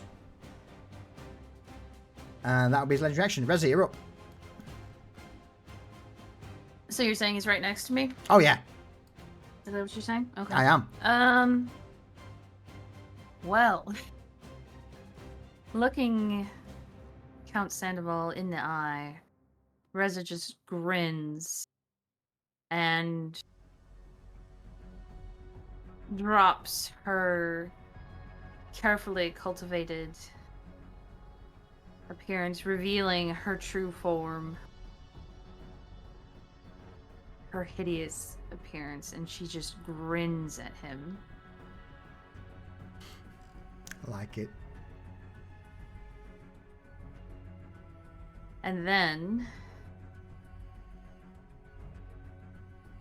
he's probably glaring at her like he's expecting her to hit him, but instead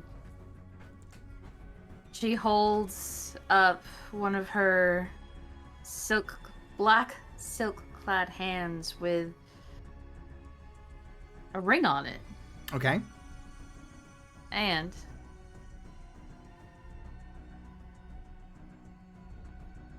three chains, 3 silver chains appear animated next to her.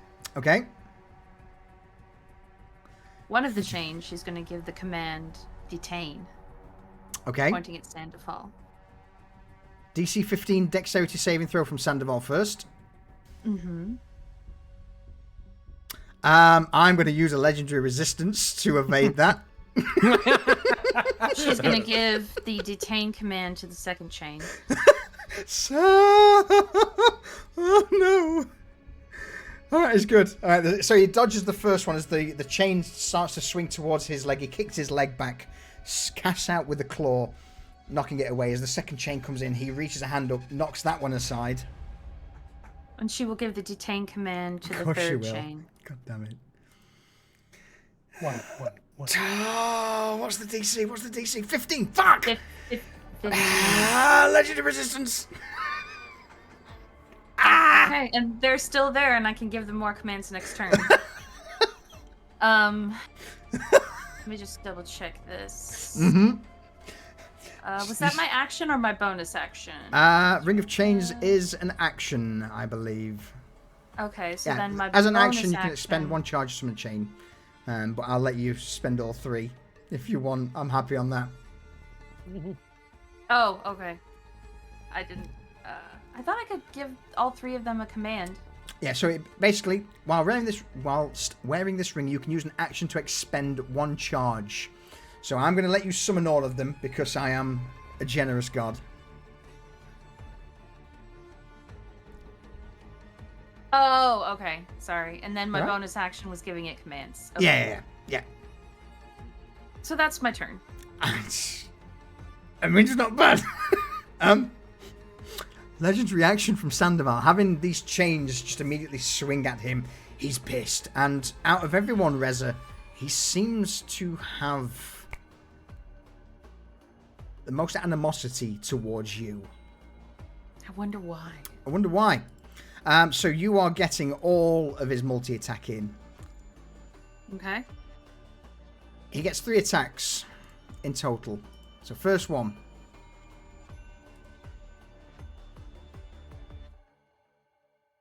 $23. The claws swipe into you, Reza. Second swing comes in for a 30. Yes. And that would be 17 damage. And then last but not least, with the last backswing, he can use a bite. Is he going to bite another vampire? No, he's not, because that's uncouth. So he's going to go in with one more claw for 32. Yeah, that one hits too. Yeah. He just goes all in on you for 16 points. Just like a vampire possessed, just shredding into you. He knocks away the chains and just begins to dive onto you in an effort to bring you down. And this is what kind of damage? Slashing. It's not necrotic. This is just but I have standard slashing damage. I have thing. Sorry, I didn't mean to... Sorry, mate? Can you put me back where I was? Yeah. Sturdy. Damage from non-magical piercing and slashing attacks are reduced by 2. Okay. Let me Yeah. use that feature. So every single one of those attacks is reduced by 2. Go for it. Right? Yeah. Okay. Yeah. So the rest of you just see Sandoval turn tail and beeline towards Reza there. He just immediately starts carving her up as he knocks these chains away. The Sandoval loyalist who's restrained is restrained. He can try and break free. Which he does, but that's all he can do at this moment as he just rips his cloak away. The other Sandoval loyalist at the bottom, Reza, is going to start to move to act as an interception for Viscount Sandoval. So he's going to move there and take the ready action. If anyone gets close or moves in their direction, he may... he'll attack them. Cypher, you're up. Cypher sees this fucking gangbang going on around Rez, and he's like, nah. So he's going to cast Legion. Okay. Here, on top of these two fucking knobheads.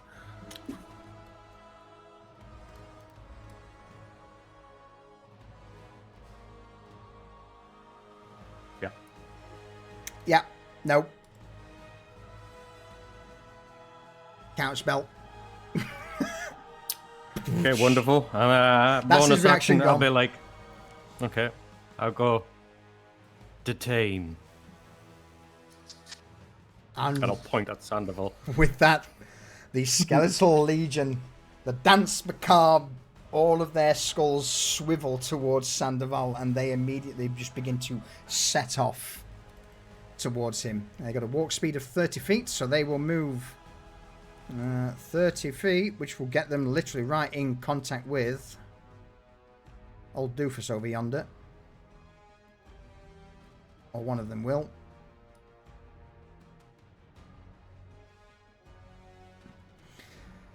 So yeah, the clattering of bones begins to echo around the ballroom as the skeletons move in towards Sandoval. The Sandoval loyalist, who's currently trying to provide cover for the Viscount, will sweep out with a silver blade towards the first skeleton as they get close. Hit with a silver blade for 9 damage. Alright.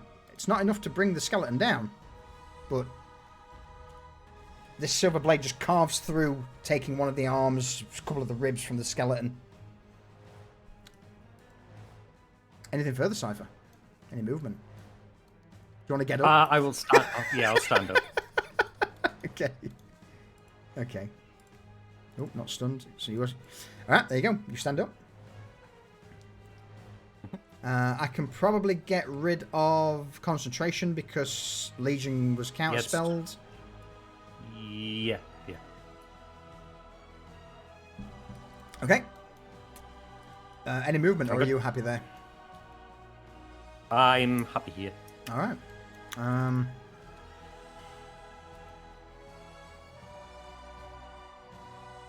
Dorian, you're up. All right. Well, while there is a loyalist up to the top there, he's not really the focus. So what Dorian is going to do is he's going to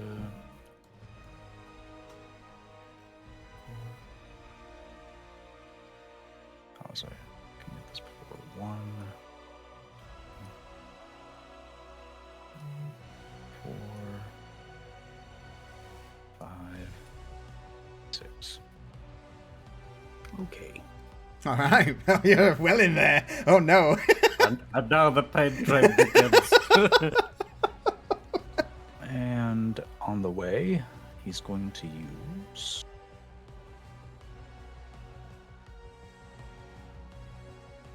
this. Did it pop up? No. Here we go. There we go. Oh no, what? Just potions, bonus action. Yep, you chug it on Yep. the way over. Yep. He's just chugging that. He gets there. And, well.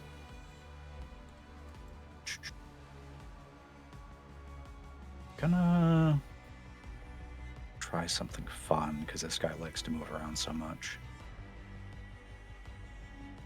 Oh. Okay. Saving throw. Oh, he loves it. Okay. He dips away from That's this action. fiery leash.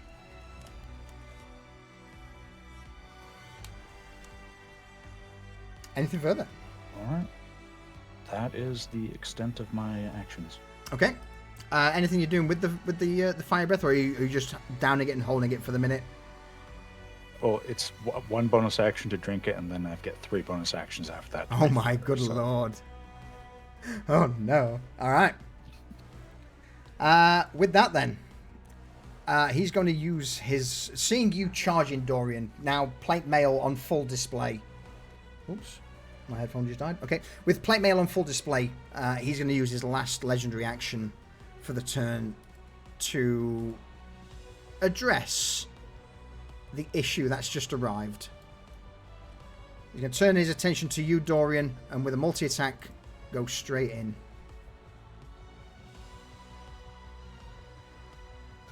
Normal. 29. Yep. 15 damage for the first attack. Second swing, the claws come in. 30. For another 16 points of damage. Do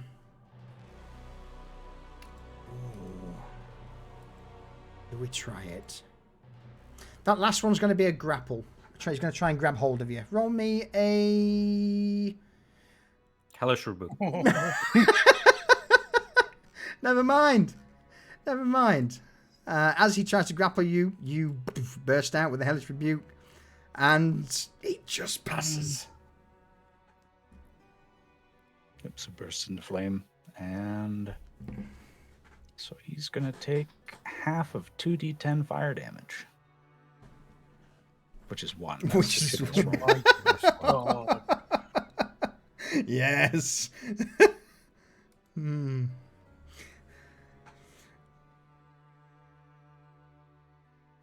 Oh, mate. That's upsetting. That's upsetting. It is what it is. Yeah, he just as he's about to grab you, Dorian, going in for a bite, you burst back, and at the last minute he dodges back. The flames wash over him, but I will say it stops him from doing the bite attack. That's his My last... entire turn. Yeah, that's his last legendary action for the turn. Vanya, you're up. Alright, so Vanya is going to target Cypher and give him protection from good and evil. Okay. But that will cancel off your witch bolt. Oh, will it? Because it's Well, concentration. but I don't want to do that. Yeah, don't do that. Take that away. Take it Okay. away. Shit. Let me refund that for you. There you are. Yes, with it being a concentration spell, you can only concentrate on one spell, and that currently you're concentrating on Witch Bolt. She wishes she was more talented so that she could concentrate on multiple things. Okay, so what she's gonna do is, can she kind of telepathically link and ask if... Sorry, my dog's going crazy. Sorry? You guys hear that? If, like, Garrett or Cypher has an extra silver dagger that Yeah, they're yeah. not using. Yeah, you can certainly ask that between each other. It's not a problem. Yeah, Yeah. Cypher's got one. Yeah. Okay. All right, Garrett. yes, Vanya. Do you have an extra silver dagger? We're kind of in the midst of things. Need it. Reach into my bag of holding and grab one. Perfect. So she's also got one. So this gives her 3 silver daggers, and she is going to place them on the ground and cast animate objects on them. And that's a concentration too. Muted. Okay, that's concentration. Yeah, so I was asking the question. I was asking if it was concentration. So you're dropping Witch Bolt, correct? I'm trying to decide which is gonna do more damage. Roll me an insight Okay, check. I'm just gonna no. Okay. I'm gonna hold on to those right now. Okay. I'm gonna put those in my pocket. Oh my god, the panic is setting in.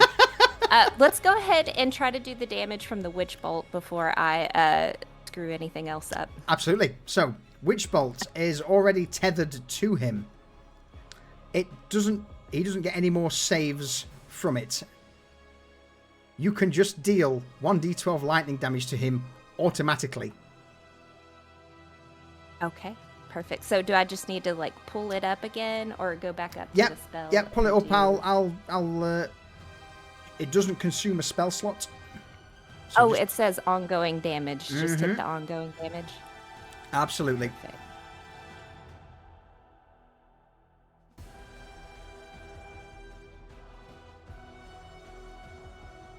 Damage and roll.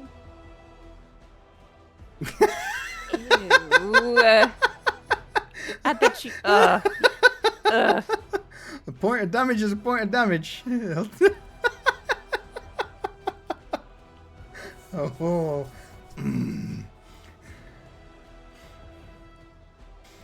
Well, that was my bonus action. Yeah. I'm a little defeated by that. Not gonna lie. So she's actually gonna pull up. This better not be a concentration spell too. I swear to God.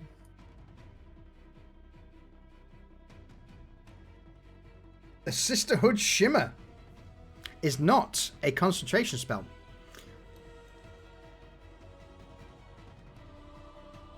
And she is gonna pull that up, and then let's see, and then that's gonna be. She's gonna move. Actually. Okay. Now she's gonna move away. Yeah. So, with that, you a few illusionary duplicates begin to pop out from you. This is basically mirror image. All right. And then that's gonna be the end of her turn. All right. Yes. Let You the got me terror frazzled. flow through. Excellent. So that was the end of the turn. You would see some individuals also trying to make their way through the crowd, but due to the fact that the nobles at this point are starting to really get into this spectacle, blood has been spilt on the marble, spells have been cast. If there are any individuals, Sandoval loyalists, they are struggling to get through to the open area at the minute. Garrett, you're up. Marvellous. Well, guy's going to fly forward. Yeah. To here. Yeah. And then, now his shield thing is gone, Mm-hmm. I'm going to throw the good at him.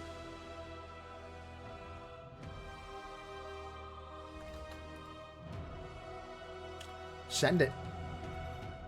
Yeah, I'm just... You know I've got a million things in my...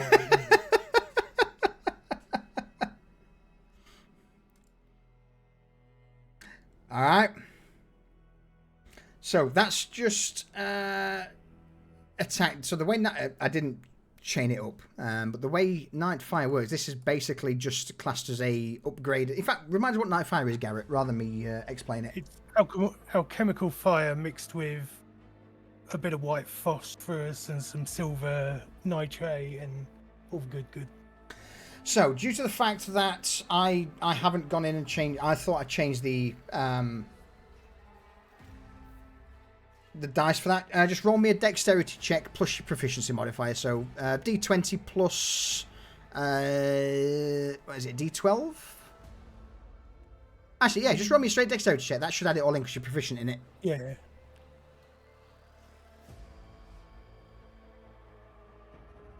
17 plus, so that's D20 plus 5. That's not adding your proficiency. Roll me a... I'll double check what the proficiency is on a level 9 character.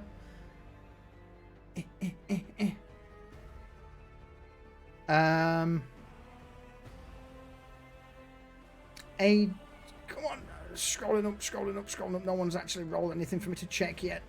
A D8, please, Garrett. Dear.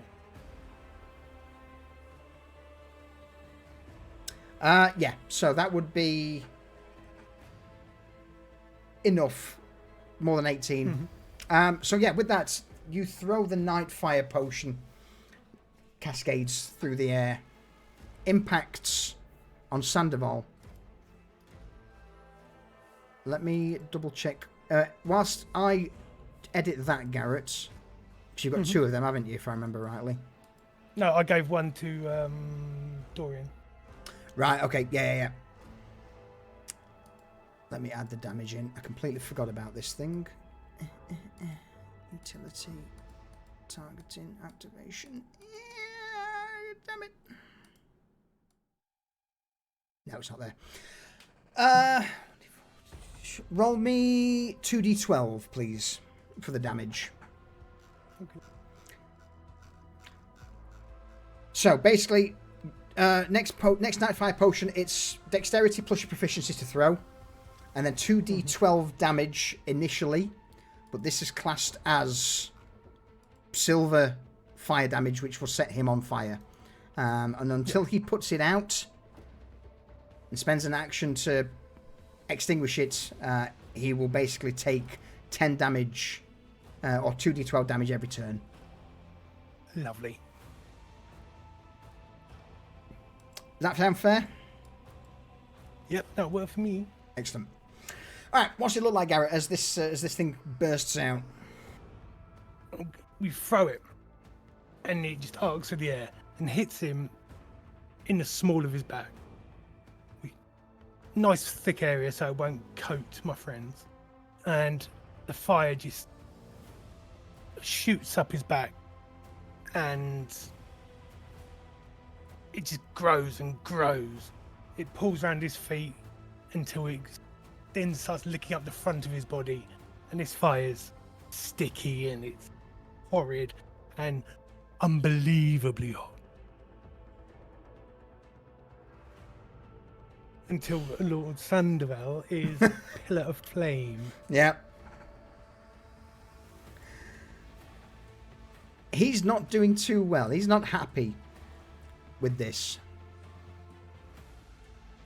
Any further actions, Garrett? Any bonus actions?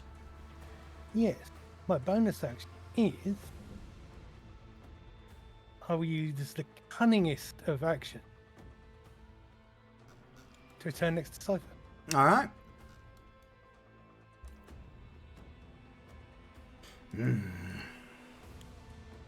Annoying. Okay. In that case, with that turnover, Sandoval being blasted with holy water and silvered napalm, basically. Legendary action. He needs to get out of here. He is going to spend his legendary action to use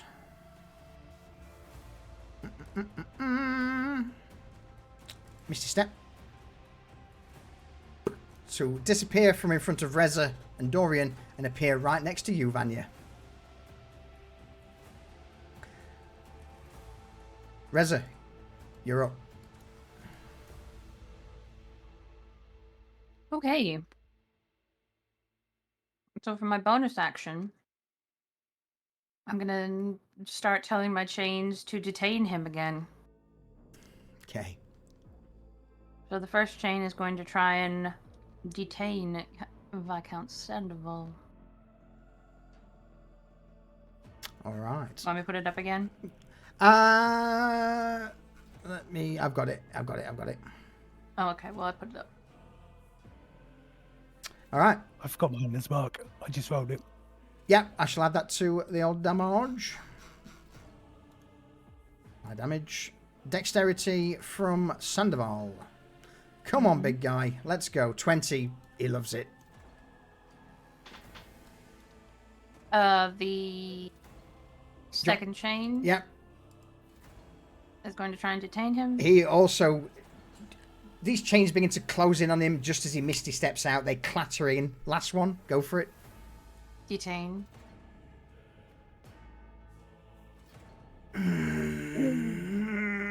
Does it succeed? Does it restrain him? Is it a restraining? No, he becomes grappled. This is advantage on attacks. If it is grappled by the chain for 3 consecutive turns, it becomes restrained. All right. Brenner's last legendary resistance. Okay. Just as he's about to bamf out with the Misty Step, the last chain wraps around his ankle and he just kicks it off at the last minute before bursting out of existence and dropping in front of Vanya. So that done, she is now going to... That was her bonus action. Mm-hmm. Now I'm going to take an aim shot at him. Okay.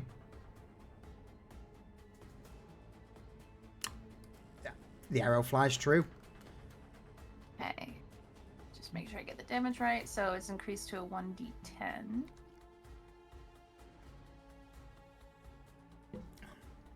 Also, Matt Boozle, welcome in. Welcome in. Thank you.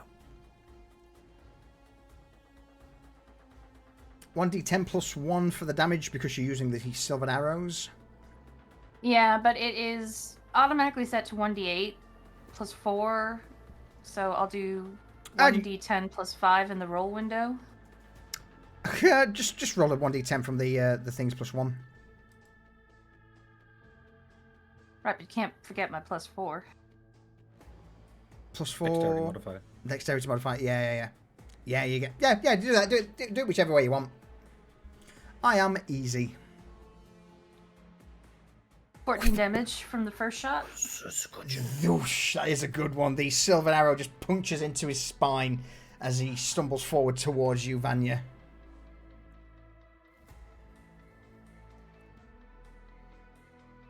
And that generates that. It does indeed.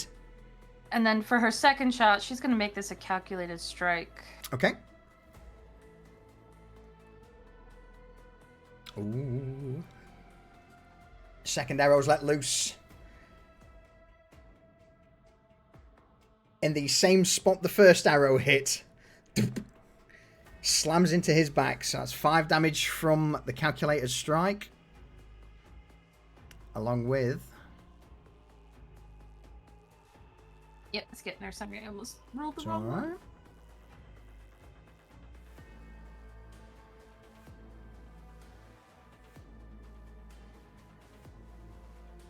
You may just want to copy pasta, whatever it is for you. Yeah.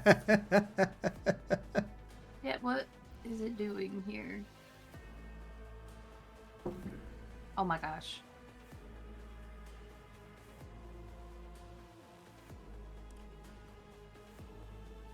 12. For 12 It's a damage. good hit. So that's 17 damage total for that hit. And that does not generate a fury point since it was a calculated strike. Correct. And she's gonna stay put. All right. That's her turn. With that then, Sandoval is going to Legend's reaction. Having been hit twice in the back, on fire, hit with holy water, 2 arrows in the back, he's just going to stare down at you, Vanya. Fine. Then so be it. If I am to go, then I'll be taking you down with me, bitch. And with that, Sandoval will strike out Vanya. Full multi-attack. Claws. It's a mirror image, so I believe. Oh, hang on, we've got a raid. We've got a raid. Ritz and Crits D&D. I appreciate it. Thank you very much for the raid. Welcome in, everyone. Welcome into our dark corner of Twitch. Last boss vibes at the moment. Last boss vibes. We're fighting a disgraced Viscount of a vampire court. Probably the best way of putting it. But, Vanya, on to you. As Viscount Sandoval slashes in with the first claw, how does your mirror image work? Well.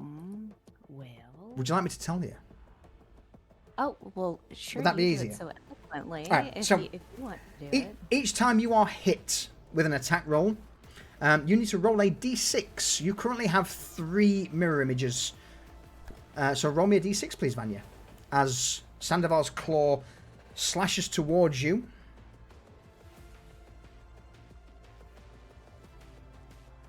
A 3 or higher, one of your duplicates is immediately just cut through by the vampire's claws. Your magic will not save you. He goes in again with the second attack. 30. Roll me a d6. Currently now down to 2 mirror images. This time, though, regrettably, you just hear, found you. Can I use a reaction? If you have a reaction, you certainly can. Can I use instinctive charm? What's it do? An instinctive charm, let's see. When a creature you can see within 30 feet of you makes an attack roll against you, you can use your reaction to divert the attack, provided that another creature is within the attack range. The attacker must make a wisdom saving throw.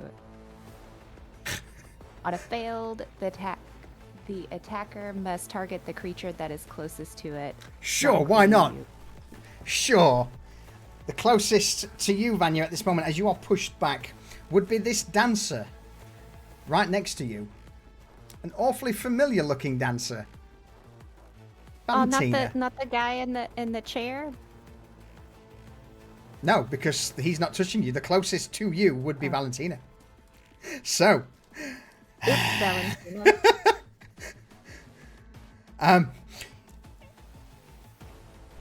With the Viscount being a pretty proficient individual at sussing out charms, he cares not for whatever you're trying to do.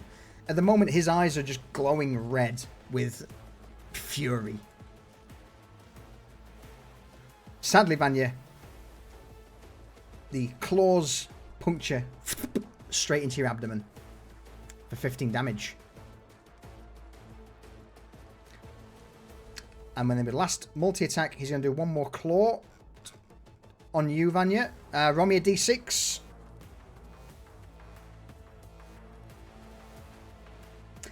And again, the second... He's got one claw impaled into you. He uses his other claw to do the same. There we go. Much better now, don't you think? Well, I'll be having you retire from this fight. And... 11. Respectable. 11 points of damage, Vanya. As he's now well and truly... I've caught myself on my cable here. Well and truly interested in tearing you asunder. But that's his legendary action. Sandoval Loyalist at the top will move. Cypher, Garrett, from the middle of the room, you would see the robed Loyalist just set off at a sprint. He's going to move. His action's going to be to dash, just to get in close to try and lock you down, Cypher. You would see this Loyalist, this vampire, has a silver dagger. Now, granted, the dagger itself is wrapped in, or the handle at least, is wrapped in cloth, and he's got gloves on. It seems they came prepared. And as he gets closer, you notice that he is indeed a vampire spawn. But there, move, action to dash, that's him done. The other Loyalist at the bottom is going to start trying to carve away at this last raised skeleton Cypher of yours. With a silver blade. The swing flies in, misses. And a miss! It catches into one of the broken ribs, and for a moment this vampire spawn is just stood there trying to pull the knife out of the rib. Which brings us to you, Cypher. What are you up to now? I cast Innate Sorcery. Okay. Bum, bum, bum. And as an action, on this guy here, Yeah, the loyalist in front of you.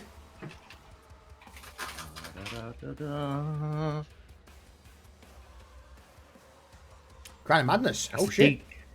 DC 18 because I am Innate Sorcery +1 spell DC. Okay. DC 18 Wisdom saving throw, please. So I will do -1 to the roll. And fails. Absolutely fails catastrophically. Crown of Madness. What's it do? He runs straight at Cypher, and Cypher just holds up a finger, and he runs like I just tap him on the forehead and I go, "No, mine." No. And No. from his brow grows a shadowy crown that is puppeted by his own shadow, and I go, "Kill him." Kill. I point and by Count Sandoval. Kill Lord Sandoval. Of course, my lord. Your will be done. I'm going to say he had a dash action. I'm going to let him finish his dash off to move in the direction of Sandoval. Then he'll get another 20 feet of movement as he sets off, silver dagger at the ready, sprinting towards Sandoval. And my Skelly Bobs will continue their march on to the Viscount. All right, and I mean at this point, all of the skeletons will get in range. The March of the Dead, the one who slipped away from the other Sandoval loyalist, he'll just be like, "Where are you going? No, stop! Not the Lord!" Let's try and, once again, as a attack of opportunity, try and stab the skeleton in the back. Not that it's going to make much difference because they suck. He hits. All right. So as the last 3.5 points of damage, it's silver. Is it enough? It's enough. So, Cypher, you see from the back as the skeletons continue to turn towards Sandoval. The one that was engaged with the Sandoval loyalist, with its back turned, you just see the Sandoval loyalist bring up the dagger, stab it into the back of the skeleton's head, rip it clean out, and the whole all of the bones just scatter, drop to the ground as it's basically taken out of action. Okay. And that's 4 grapple checks for Viscount Sandoval, please. Oh my god!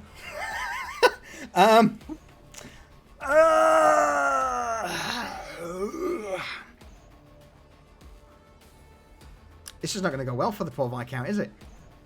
Yeah, just FYI for Raiders, we've already used up all of the Count's legendary resistances as far as we know. He's used 3.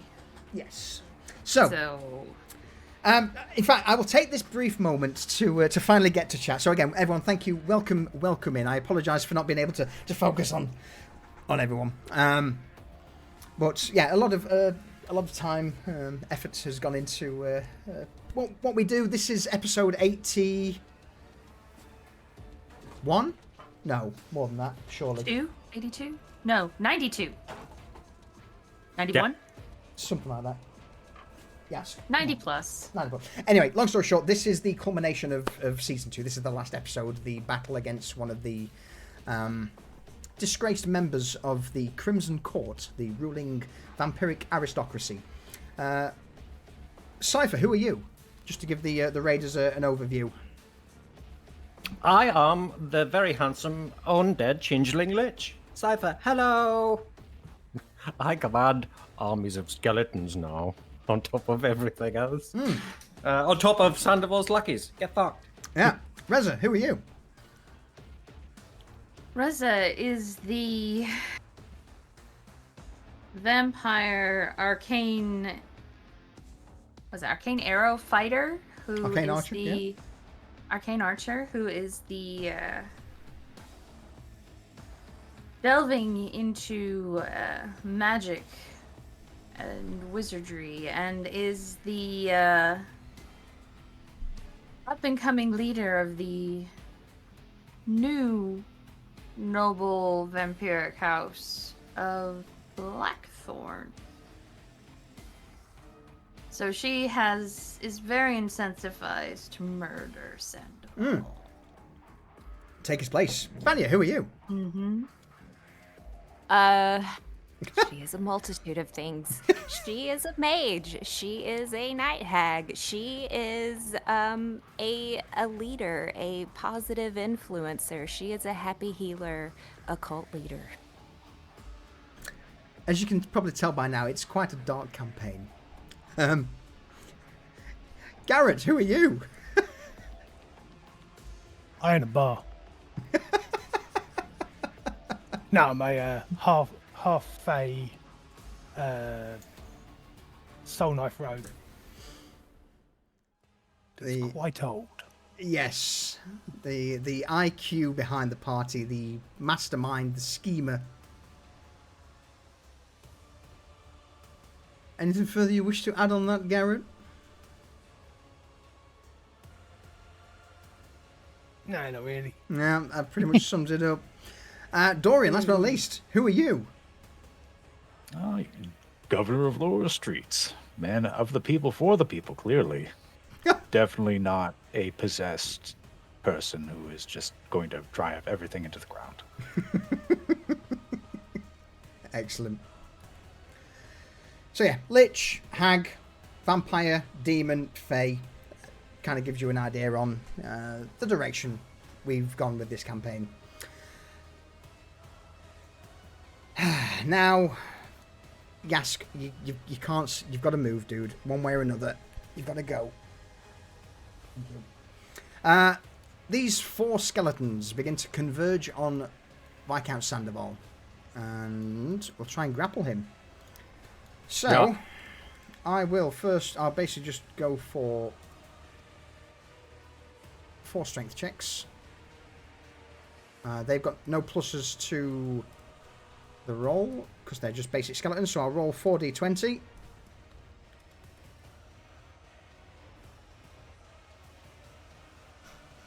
And we currently have the highest number being a 13. So, Sandoval, you need to beat a 13.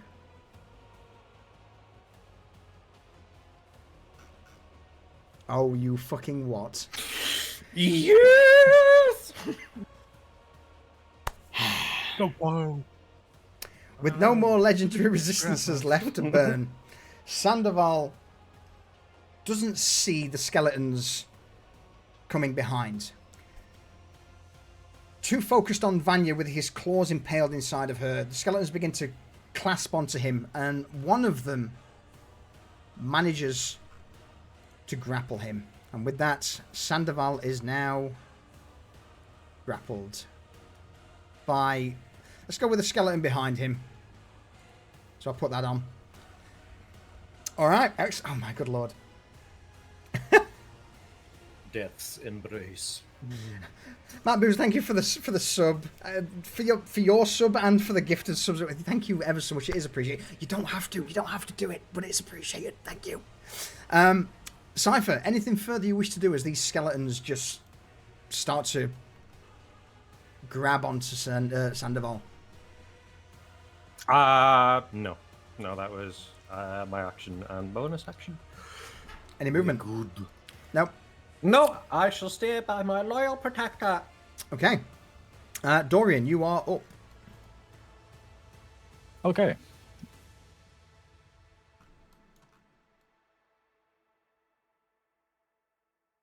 So first thing. Yeah. Gonna spit a ball of fire at Sandoval. At Sandoval. Okay. Yes. Oh no. Disadvantage. Dexterity saving throw. Disadvantage. Boom. Passes just. Hmm. I think he's gonna get half of this. All right, half damage. It's an extra 5 points of damage. It is what it is. Nope, not healing. Holy shit. I mean, I'd like to heal him, but sadly his regeneration's been completely nullified at this point. There we go. All right. Okay. Well, as much as Dorian would like to walk over there and slap the shit out of him, there's this guy here and he doesn't want to leave him. Reza, so first attack, gonna use, this is the cantrip attack. Okay. Clearly, the sensor slams into the loyalist's back. And sure.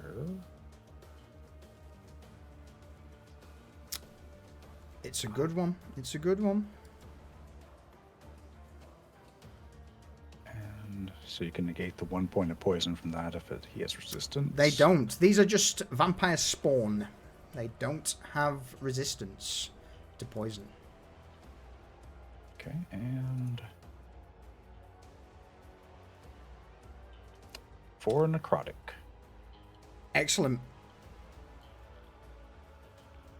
Boom. Matt, so frustrating. This is the last session. This is the last session of Pariahs. But normally 8 p.m. GMT every Sunday we do D&D. But I've got more to say about what's to come at the end of this session. But we'll get to that. We'll get to that. All right. So that's another 4 points of damage from the Vengeful Blade as the Vengeful Sensor, Vengeful Flail. You hear the crack of bones as the Loyalists is slammed in the spine, Dorian, by your flail. And, well, he's pretty bad off, and we might as well try to finish him off while we're here. 20 hits. The flail once again comes down, smashes into the back. And so he's badly injured. That's important for this. It is. So that's another 11. And...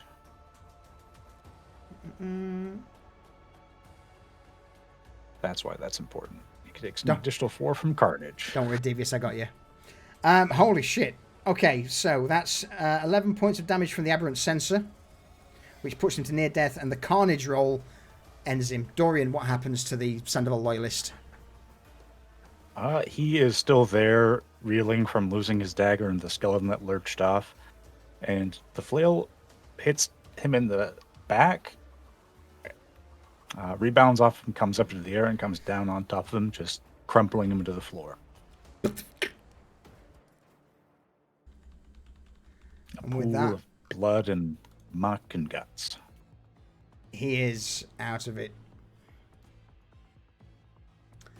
So,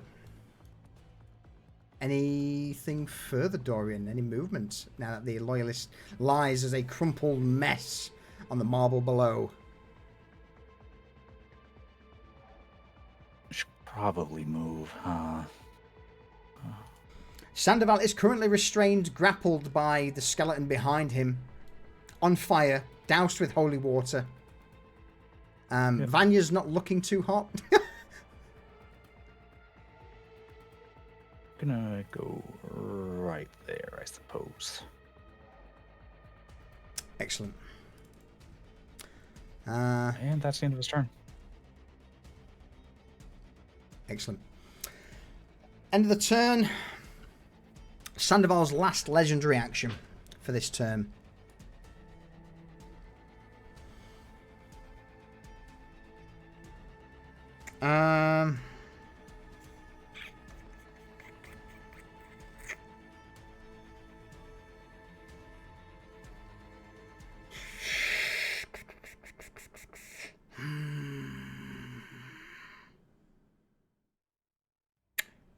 He's going to quickly flick over to you, Dorian. Extend a hand. And cast blindness, deafness. He's going to attempt to blind you. I need you to make me a Constitution saving throw, please. This swirling blackness begins to overcome your senses, washes over you, and all of a sudden, your vision is gone. You're blind.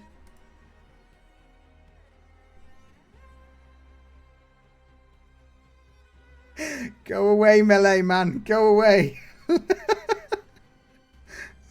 Leave me alone.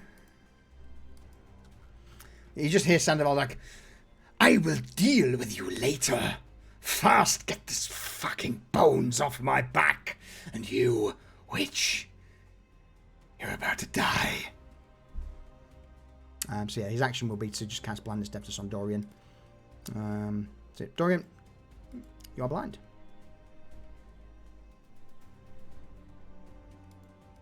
Which then puts us into you, Vanya. What are you up to? Well, as Vanya is going to try to pull the claws out of her while casting Shocking Grasp. Alright, okay.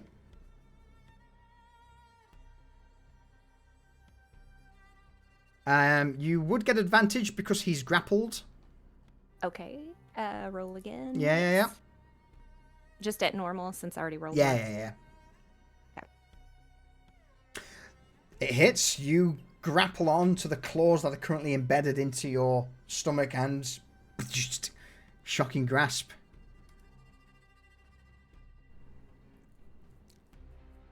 $10 damage. Respectable. And so since that doesn't allow him to have an opportunity attack, she's going to get the hell out of there. But before Absolutely. she does that, she's going to do her Witch Bolt. Yeah. I like it. Straight damage with the tether still in effect. You just Shit! Another 12. Excellent. So you just see Sandoval just start twisting, contorting as the Shocking Grasp and the Witch Bolt ripples out across him, giving you a chance to dip away. He tries at the last minute to reach out to grasp you, but unable to do so. Nicely done. I'm over here dancing. You can't see it. But We're so proud of you, Joan. Like, I needed it. This may be the only round, but I mean... At first, I'm like, Shocking Grasp, a cantrip? Really? And I'm like, oh, okay. No, all right. So yeah, Sandoval's at this point is now grappled by this skeleton, jutting, shaking due to the grasp and the Witch Bolt.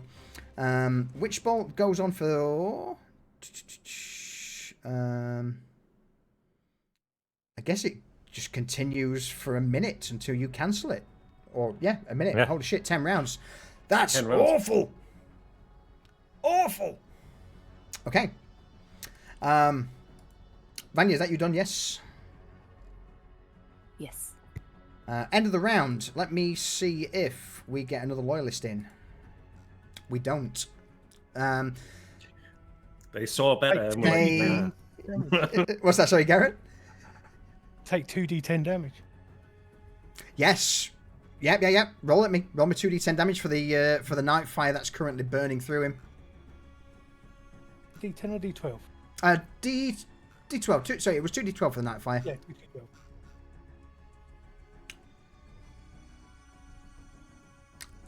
Half. Respectable. Another 12. It's damage is damage. At this point, you will start to see Sandoval's clothing's mostly burnt off by this stage. His flesh is bubbling, boiling beneath the fire.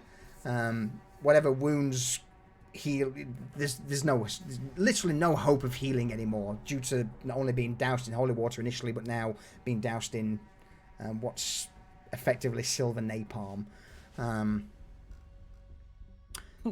You would notice that there is a slight shift in the crowd of the nobles gathered. A palpable taste of fear has started to rise from the lower levels, at least. Mainly due to the fact that what they've seen so far, this is a member of the court. This is an overruling member of the court, one of the top tier, the brass, who is, to an extent, almost being toyed with. Yes, you're taking damage and he's hurting you, but it's certainly not as one-sided as the aristocrats thought it would be. Start the turn.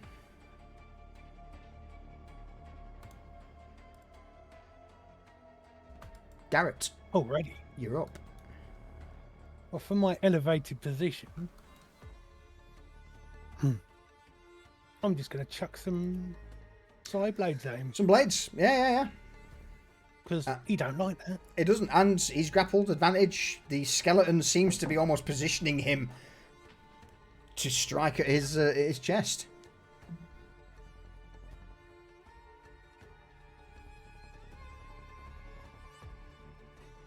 I'm glad that was advantage. That hits. Well, I'm just- Yeah. What was that? A 10 and a 1? Oh. Yep. 14. Beautiful.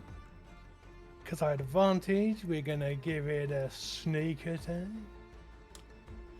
Excellent. Ooh, that's good. That's a very good good. as well.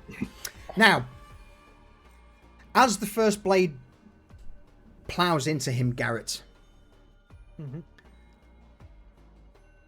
there is a gout of blood that spurts out from Sandoval. And just as he tries to pull this knife out, you just hear him. So bear in mind, you will still have the rest of your turn, but this is what happens at half HP. You just hear him shout, "Fine, enough!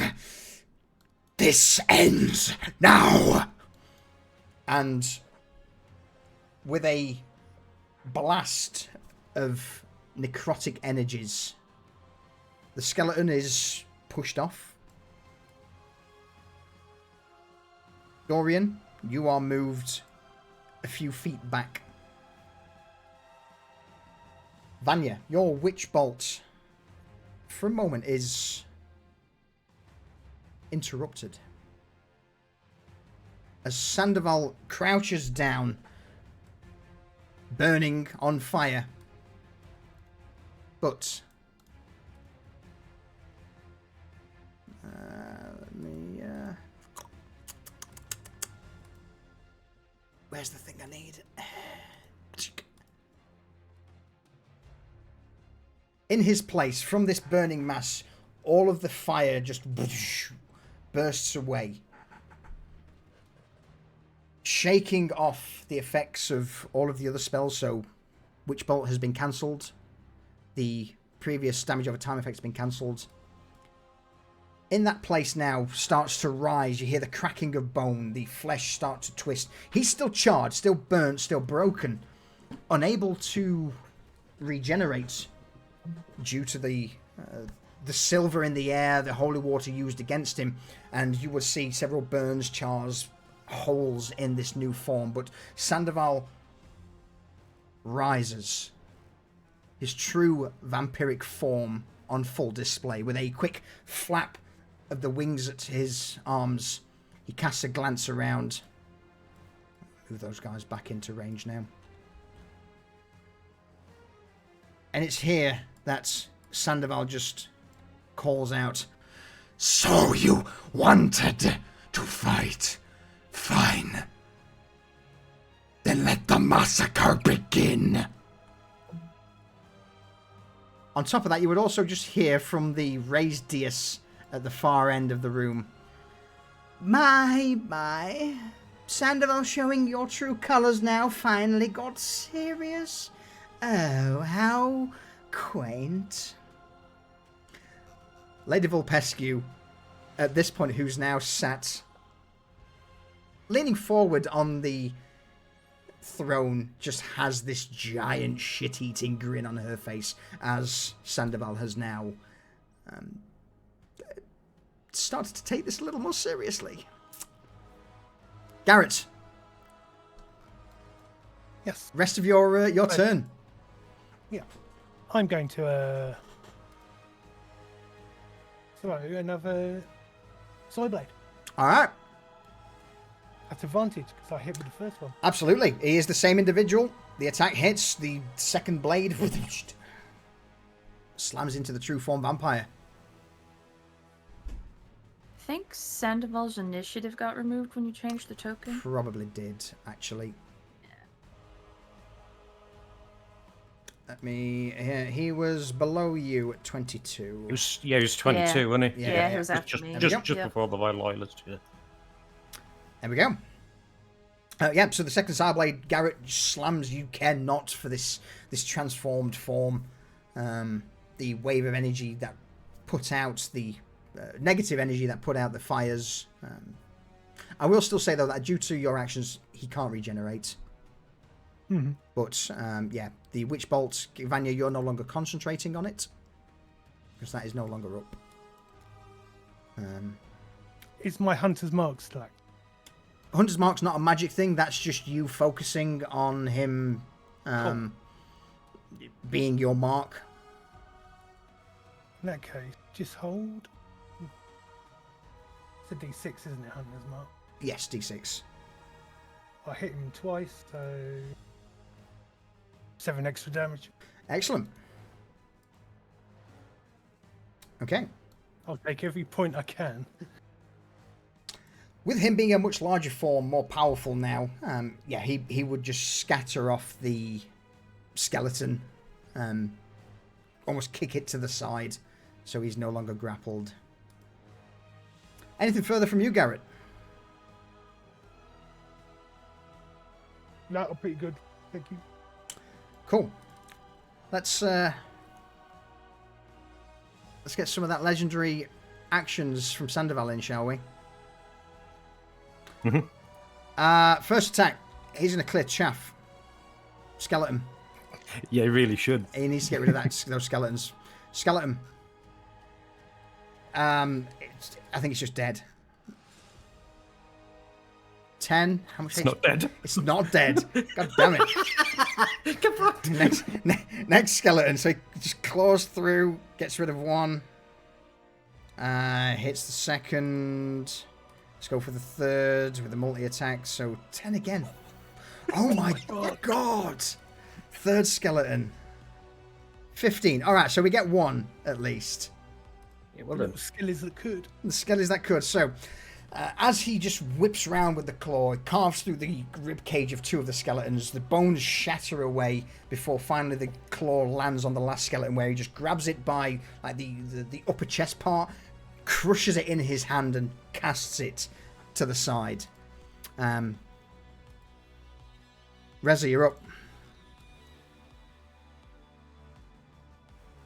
Reza, once again, will command the 3 silver chains animated and floating around. Okay. Count Sandoval, Viscount Sandoval, to detain.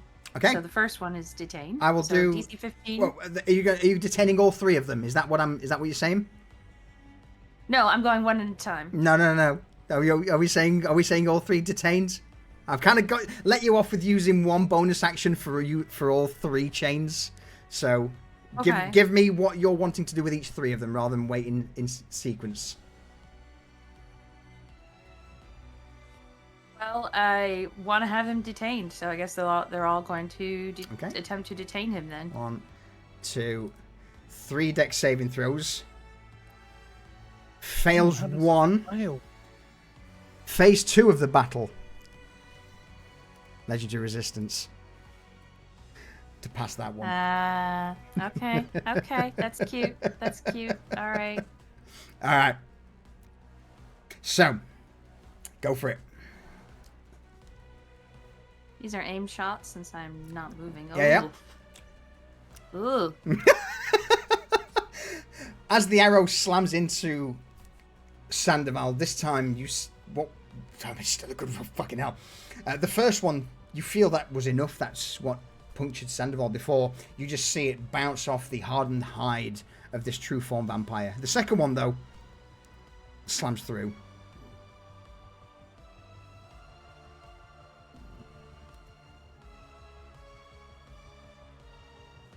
Calculate strike. Smart. Mm-hmm.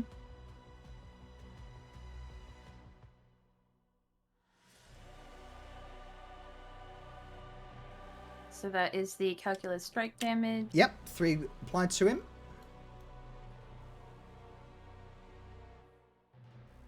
That is the Nice. weapon damage.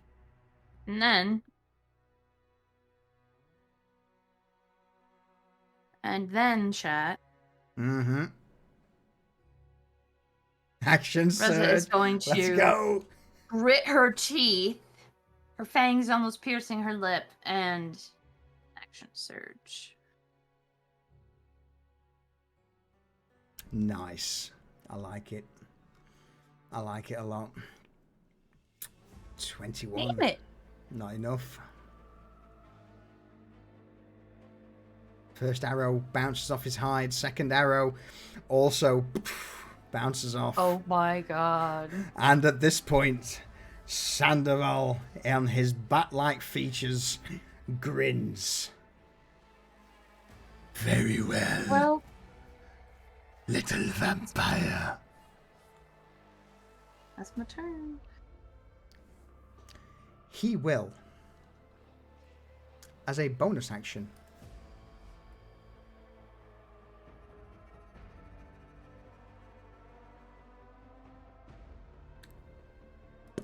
Misty Step. You see the large form of Sandoval turn, his wings almost casting like a cloak over him before he just disappears in mist. You see the mist quickly move through the air before landing like fog in front of Reza. The large form of Sandoval just emerging from the fog, claws outstretched, and with one hand he'll just go in to grab Reza. So if this attack hits, he is going to attempt to grapple you with it. Okay.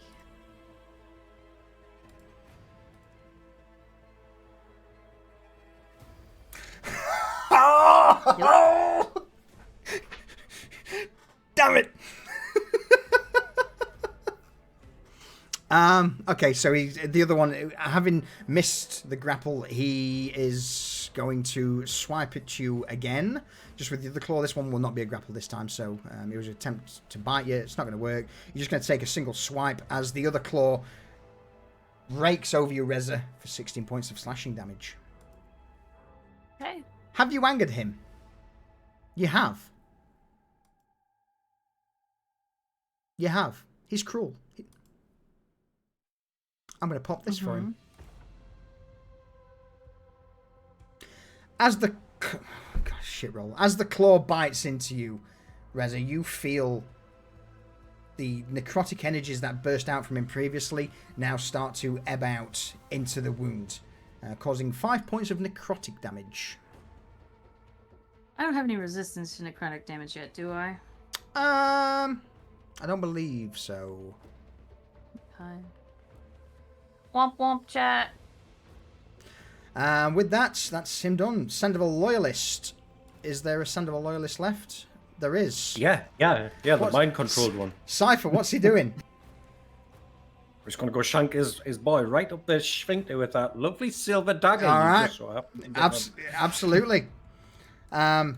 So, with that said, the Sandoval Loyalist slides up alongside Sandoval with a silver blade in hand, slips up and into, or at least tries to. It's just shy. It's just shy.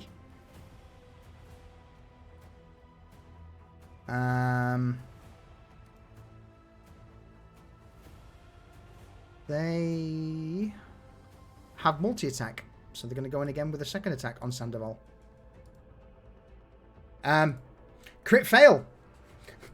Sandoval drops Reza to the ground, seeing that one of his loyalists has just stabbed him. He's like, You're there! He'll just turn around, grab the loyalist by the head, and just try and crush it. The loyalist dodges. It dodges. Crit fail from Sandoval. Reza, fucking, let's go. Let's chain it on. Reza, attack of opportunity. She reaches into her bustle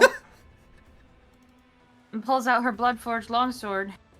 Oh my god. Double crit? Really? Can I? What? 23 doesn't hit? Mm-hmm. Oh my god. Uh-huh.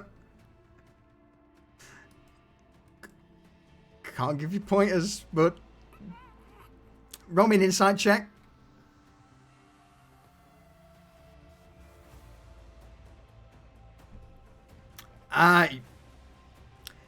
You just felt the tip go in. If you'd have thrust just that little bit harder, like 1 inch more, you may have got it.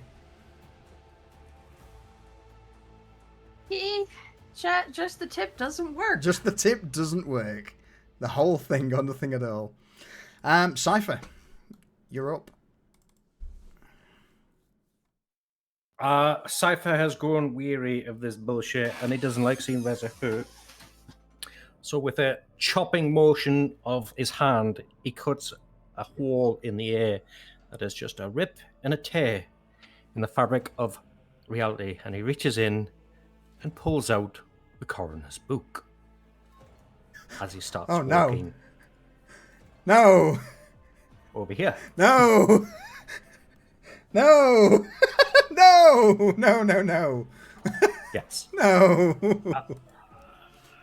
And he goes, I've just about had enough of you. And the page, he just flops open on the page he wants, and he starts chanting in ancient language. And once he's done chanting, he goes, I bring you forth into the light. And he casts Sunbeam.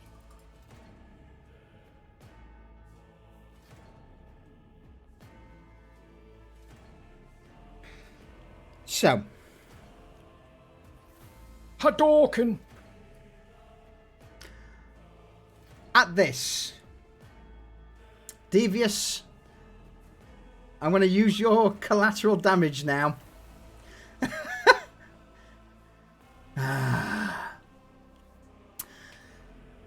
Cypher, as you take open the coroner's tome, this is a book of a forbidden tome of knowledge, reciting the words within Sunbeam, a spell that has only really ever been seen cast from an object to kill, execute vampires in the Magister District, is now on full display in the court. The eyes of every single vampire go wide, to the point where most of the individuals who are around the edges start to back off, clamour for the door, escape. Those closest to Sandoval and Dorian and Reza start bumping into Sandoval, pushing past him. Reza, you are pushed back towards the wall, out of Sandoval's grasp, as these patrons just begin to scatter. They have seen this spell time and time again out in the Magister District. This is not something they want to be a part of. Chaos erupts across the entire ball. Lady Vulpescu herself is sat, as usual, cross-legged on the throne. What used to be a grin is now just pure ecstasy. Her eyes arched wide in amusement, the grin no longer contained. Giggling to herself. Cypher, with you casting this at 6th level, what are you using to supplement this spell? Because bear in mind, this is a spell that it requires verbal, somatic, and material components. So you start it all together. The material components, of course, being the coroner's book, but this is not just a quick something. Yeah. What are the lights made of in this room? You all know. You all know what the lanterns, the magical lanterns of the city are made from. Okay. Cypher is now the only point of light in this room, as he uses all of them.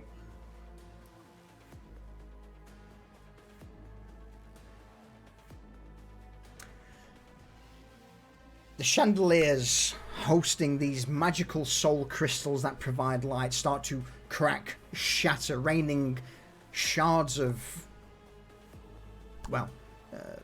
solidified souls down onto the vampires below. Multitude of people are hit. Sandoval himself is hit with a few of the pieces.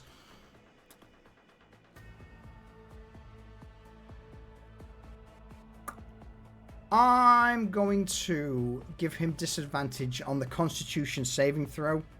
Due to the DC 18, because I'm still in it. DC 18. Yeah. So -1 disadvantage. Oh, it loves it. He still takes. A lot of damage that he's resistant. So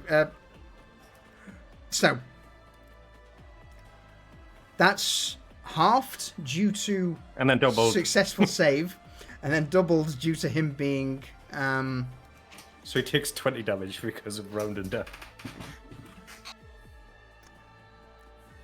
But with that, Sunbeam continues, does it not? Yes, it does. Yeah. Yeah. His mate in front might have been in the way of Sunbeam as well. Okay, in that case, Sunbeam, roll. Oh, God. Cares not. You nat 20'd it. He nat 20'd it. Nice.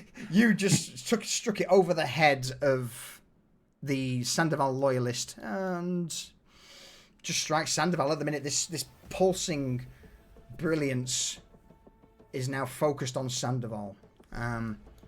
With this being radiant damage, I'm going to now basically say that every test he makes is at disadvantage, be it an attack, be it a strength or a saving throw.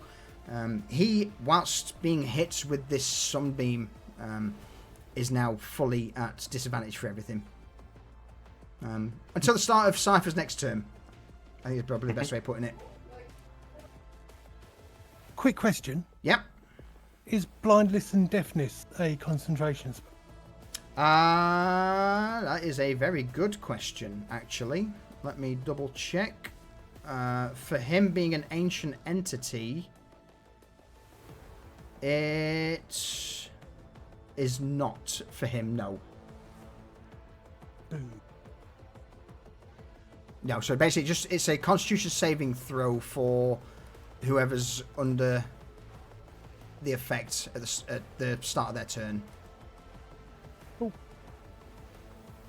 All right, I'm actually also for that going to strip his legendary actions down to 1 per turn now from 2.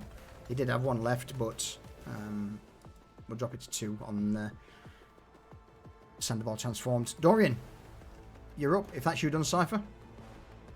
Yeah, I'm done. Excellent. So yeah, there's people screaming around now. The whole ball is starting. At least the lower levels are starting to just spread out and cause chaos. Right. Well, Dorian can't really see, but he hears the commotion over there. Make your constitution saving throw first. You may be able to. Do you have anything that may, help? Out of the box thinking?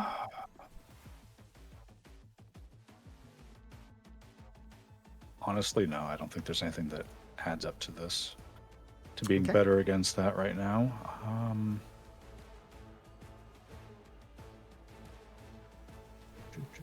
Yeah, no.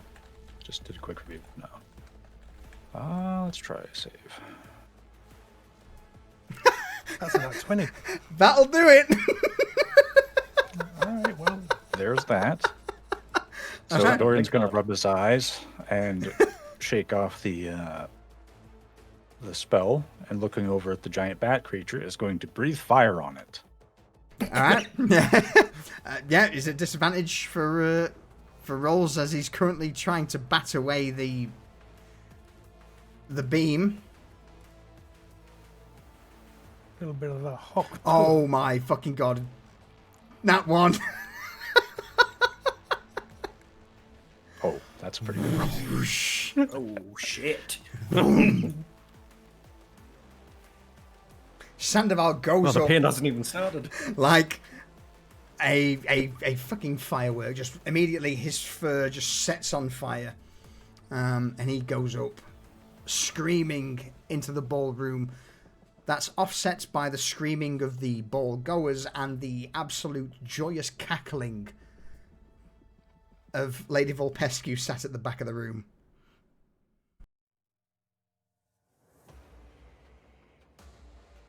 All right.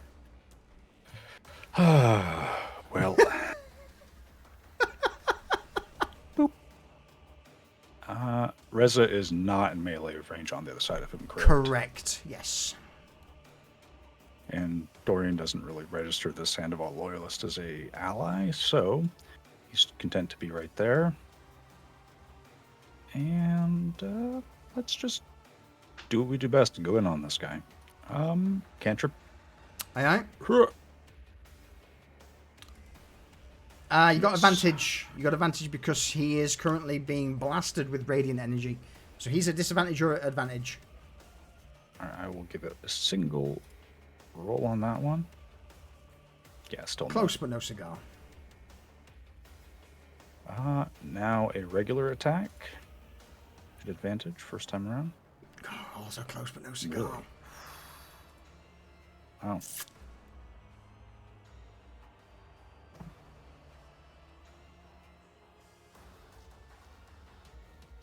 He is Sweet, one my bonus hardy action. motherfucker.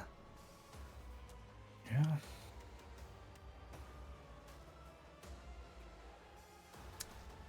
Anything further? I think that's going to be it. Okay. So, Vanya, over to you. He's lost his legendary actions this turn due to completely being surprised by radiant magic. No. Okay. I guess I'm gonna do this again. But at 4th level. Yeah, get him. Get him! Alright, And then attacks advantage, right? correct. Yeah. Oh. It's not enough. It's not enough. You try and latch on to the form of Sandoval with the witch bolt, but with him swaying around on fire, you just can't seem to make that arcane connection to latch witch bolt onto.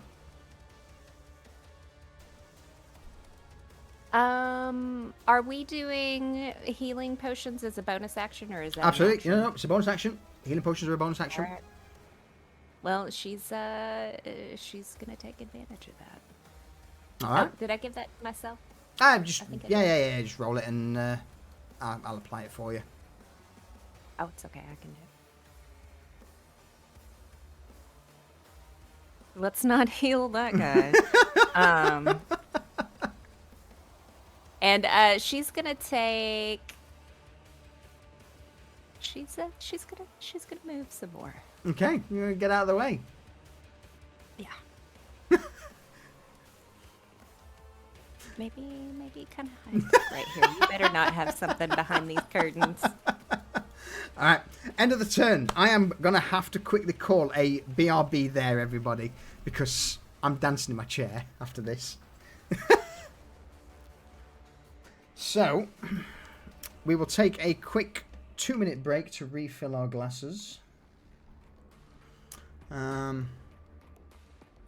Also, fuck you, Joe Smith. That song's stuck in my head now.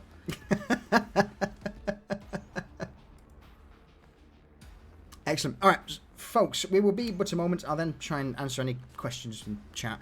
And then, yeah, we'll go on to finishing. It looks to be finishing off the encounter. What are we at the minute? Cypher barely injured, Garrett barely injured, Reza near death, Dorian injured, and Vanya was badly injured, but now barely. Okay. All right, it's not bad. It's not bad. We will be but a moment, everyone. Banners up, cool. Burb. Oh, perfect time for adverts because they're starting as well. Be right back.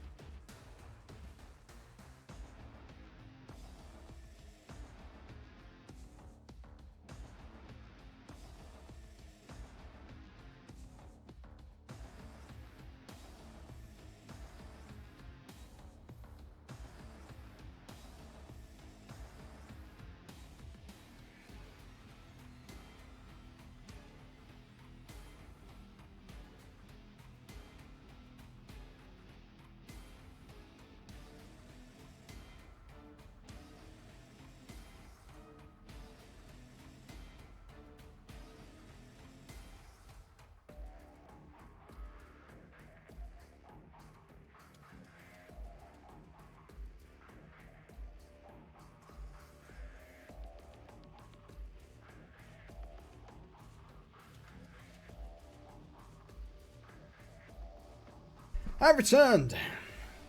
Welcome back. Thank you.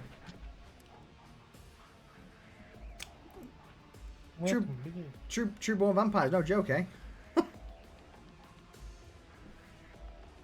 He's a little bit cheeky, He is but a he's little having bit a bad day. He's certainly having a bad day.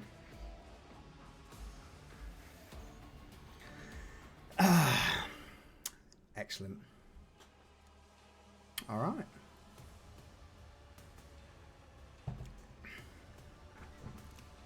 Are we all good? Yep. In that case, then, top of the round. Garrett, you are up.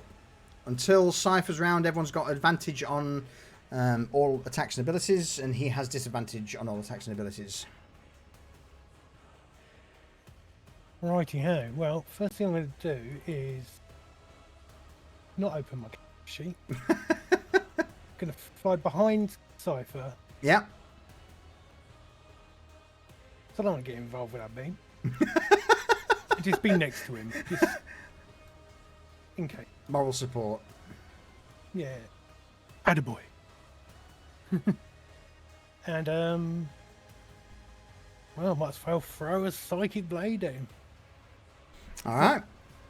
Sandoval, not Cypher. Shame. Shame.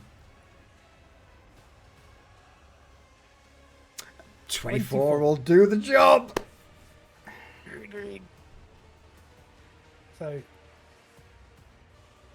what is damage?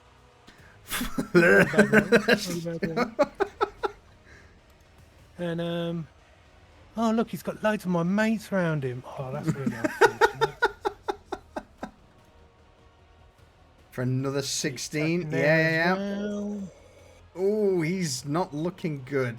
The dagger just punches, rips through him. Blood splatters on the marble beneath. Come on, big money, big money. As the second dagger flies out, No. he just catches it midair, casts it to one side as the side dagger just slams into the wall behind him.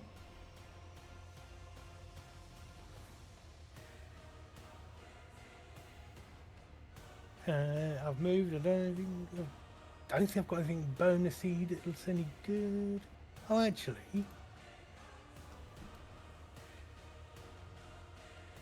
No, I haven't. I'll just do a D6 for my old hunter's mark. Yeah. It's an extra Number 5. mate. It's nothing It to all sniff adds up. at. It all adds up. I tell you what, I've made some bank out of hunter's mark today. Yeah. That's me done. All right. In that case, he is going to use to start the turn, so he gets with it being in his transformed form. He's a little slower, so his legendary actions have reduced from 3 to 2, but it did recharge his legendary resistances. But he is going to look at you, Garrett, and for a legendary action, you're just going to hear the words "fall" as he will cast Hold Monster on you. No, you won't. Okay. Steroids, fair play. It is indeed. Yeah, and with this being a it is going to require a wisdom check to counterspell it, Cypher, because this is classed as a level 5 spell.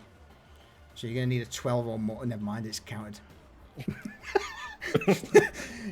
You see, with his outstretched hands, chains begin to form, leap towards you, Garrett. Cypher, how does counterspell look? And this instance. Well, it comes like this. The sound wave, like, comes towards us and is just like it hits like an invisible wall of shadows and is just just sucked into like a little black hole. It's a little pinpoint of darkness in this bright light that's currently going on that just kind of eats it. All right. Love it. Reza, you're up. Okay. First thing Reza's gonna do is stay pressed against the wall and get the fuck away from him. He's not a happy boy. No, neither is Reza. Just like pushing the chaff out of her way. Yeah. And my bonus action. Mm-hmm.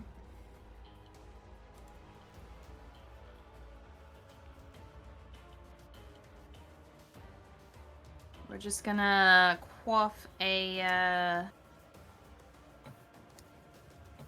yield blood potion. Excellent. Yeah. You Heal down for 15. down the potion, and with this being specifically made for your delicate constitution, some of the wounds, the large gouges across your chest begin to knit together. And question for the DM. Would you allow me to use my action to take a second potion? If you want to waste an action doing that, I'm good with it. Okay, she's gonna shoot him. With her, Alright, you get advantage on attack. So we're not back to Cypher's turn yet. He's still recoiling from the sunbeam. Alright, and with that, it is going to be a, grasping arrow that she conjures when she makes this attack. Okay. That's a crit. Oh no! Oh no! I'm You said straight. he's resistant to poison damage? He is resistant to poison damage, yes. Okay, so I'm gonna add the 2d6 for the poison to just have that part of the damage.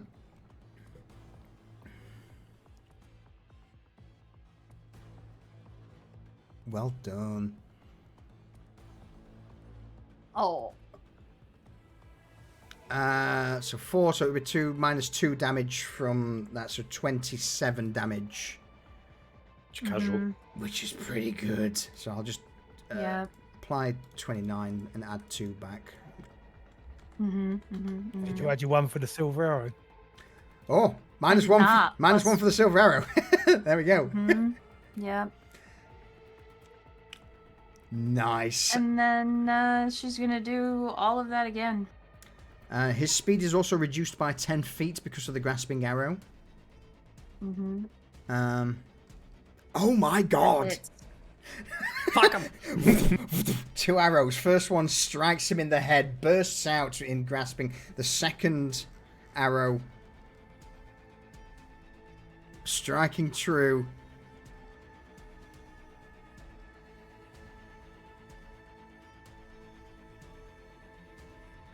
Eight, 20 damage and 20 reduced minus to- 4 for the poison, add 1 for the silver. So 17 damage. 17. That's not bad.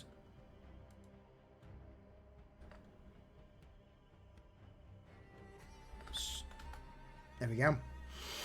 At this point, with these 2 arrows, one sticking into his head, another one sticking into his, around about the upper shoulder, on fire from Dorian, holds in him from the psychic blades.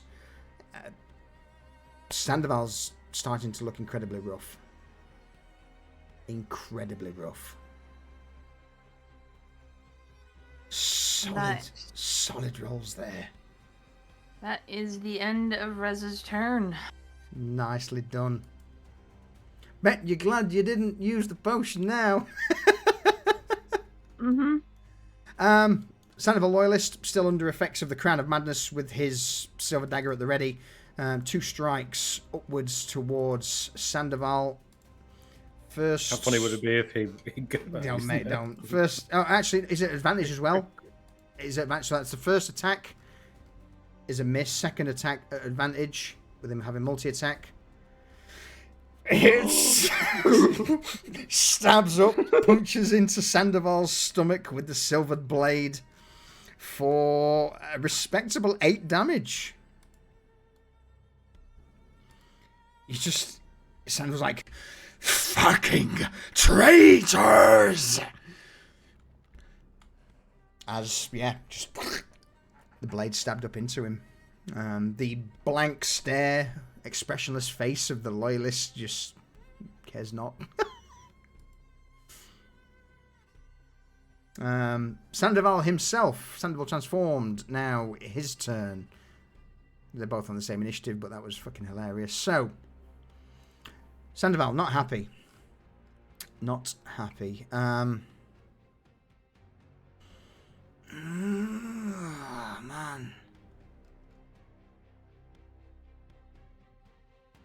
Someone needs to die. First swing towards the Sandoval loyalist who's just stabbed him, because it makes sense.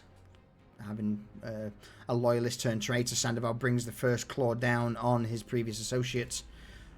He's at a disadvantage, so let me roll that again. Take the lowest. 28 still hits. The claw slams into the loyalist for 19 points of damage. Doesn't kill him. Second swing's going to be towards you, Dorian, at disadvantage. 21. Yep. Even with your blood-forged plate, still hits for 14 points of slashing damage. Last attack, going to be on you again, Dorian, and this time he's going to put all of his fury, all of his might into this last attack, almost to the point of it being a monstrous hit. Disadvantage, let's go. 25. Dorian, you are hit with this monstrous blow. 17 points of slashing. Oh my god, 5 points of necrotic.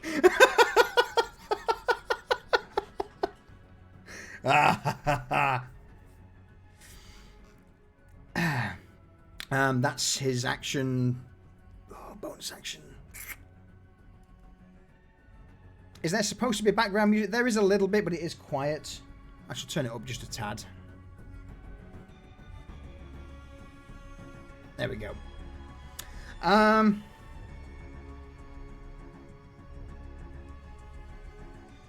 there we go. So, can't regenerate. I think he's done.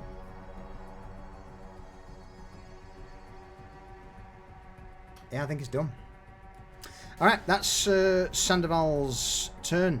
Loyalist was done. Cypher, we go back to you. Now the effects of the sunbeam starts to subside. Or does it? What do you do? It does not. Of course it doesn't. It does not. No. Amen. Amen. Oh, fuck. Oh, no. Oh, no. Shame that. No, that's like 28. Hang on. 28. 56. Yeah. That's doubled it there. Apply some healing. It didn't do 103 damage, but it still hurts. There we go. Oh no. Cypher, what's it look like as the second? This sunbeam, I guess, is still in effect. Yeah, another pulse rings out, striking him in the face as Cypher's left hand disintegrates into just skeletal fingers as he just fucking... He's just like, go and fuck anybody that's in the way. At this point, people, the balls erupted into chaos. People are running in all directions. Some would make their way through the beam, and getting disintegrated at a moment's notice. We'll throw a couple of charred corpses around as Sunbeam just goes to town. Garrett stood next to Cypher, feeling the sunshine on his face for the first time in 50-odd years. With that then, I'm going to still keep up. Disadvantage on Sandoval, advantage for you guys. Anything further, Cypher?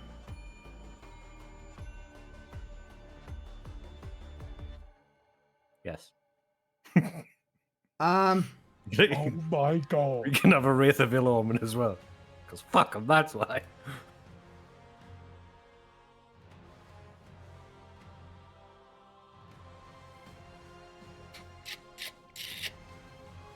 Yeah. Yeah, you can't do anything about that. No, you cannot. No. From where's it going? I can cast it with 100 and what's the range? 120 feet, isn't it? Yeah, within 100. Yeah, so it's going to crawl out of his shadow. Just a big lumbering fucking Wraith of Ill Omen just climb out of his shadow. Like, yeah. Excellent. So, yeah, this shadow begins to coalesce, crawls, gripping out of Sandoval's own shadow as it starts to reach up towards him. I guess the Wraith of Ill Omen's target is Sandoval himself. It is indeed. Cool. I'm just going to move Sandoval so I can grab that poor... she's no doubt just charcoaled at this point due to Sunbeam. There we go. We'll charcoal her. Fuck 'em. There we go. All right.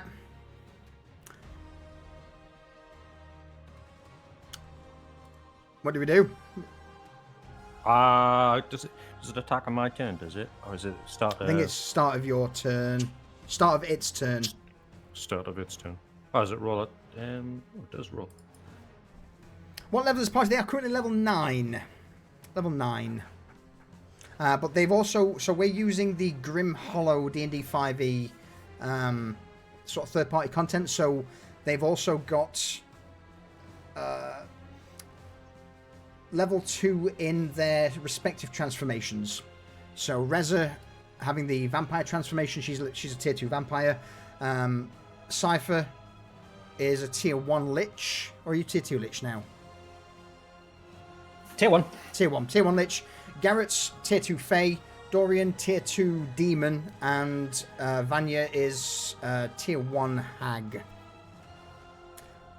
But she's doing a really good impression of the curtains right now. So Yes, so Yes. yeah, scaling power wise, they are much more powerful than just a average level 9. All right. On top of that, I'm also generous. You know, the fact that our sorcerer's casting a spell known by his Lich Master. But yeah, there's no healing magic in this campaign of ours. Just potions. All right, Cypher. Anything further? Any movement? no. There is that Smith. I can't roll high to save my life. Okay, Wraith of Ill Omen. Oh. No, never mind. No bueno. But it looks cool. It does look Right? cool. Yeah. Dorian, you're up. Okay. Let me see how many dice I get for this. Oh. DC 15 con saving throw at disadvantage from Sandoval. Fails miserably. Okay. So, that's 4d10. And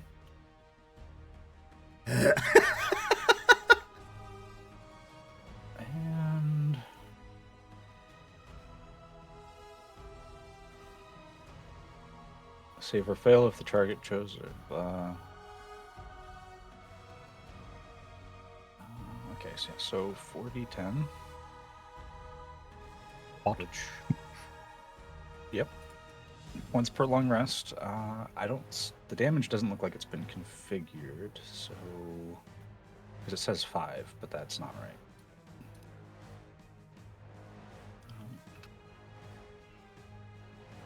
I'm using all my dice. So that's 20 necrotic damage.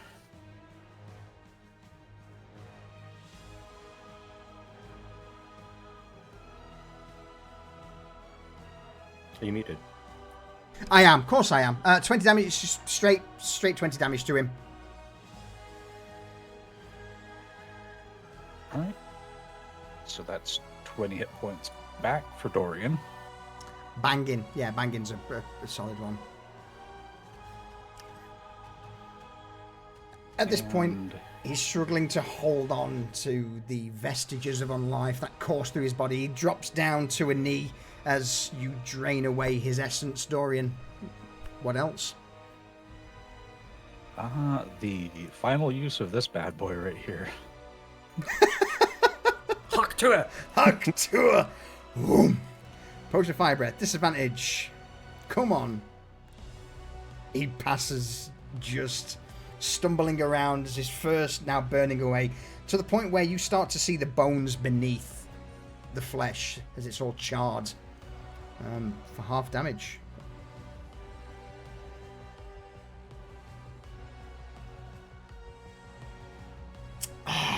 Love it.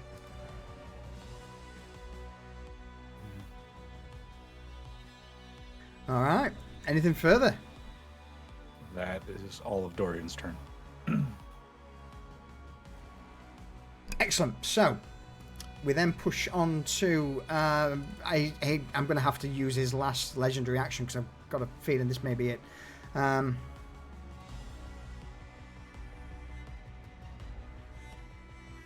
Yeah, on a legendary action for this turn. Let's go. I'm going to find what I'm looking for. Legendary action. Pop it.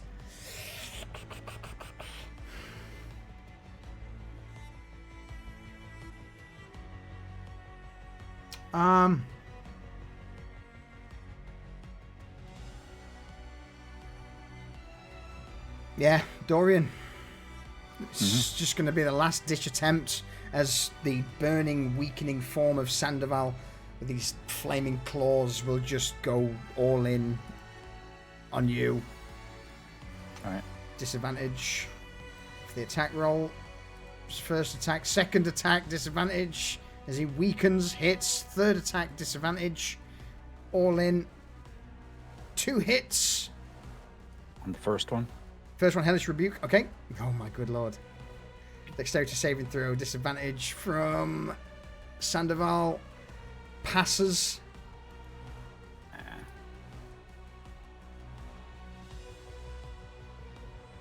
Okay, half for 5 points of damage. You take 19 points of damage in return. At this point, the hits that are coming in are not monstrous anymore. He's not got the strength to put into it, so this is just straight damage. So 19 from the first attack, Dorian, and the second one that hits would be 24. That's a good roll. As he's fading, he drops to a knee, and the momentum of his large body causes these elongated claws to just slam down into your shoulder, Dorian, puncturing through your shoulder and into your chest. That's a pretty savage roll. Yeah, Vanya, over to you. From the curtain at the back. You know, she's just gonna peek her head out and say, I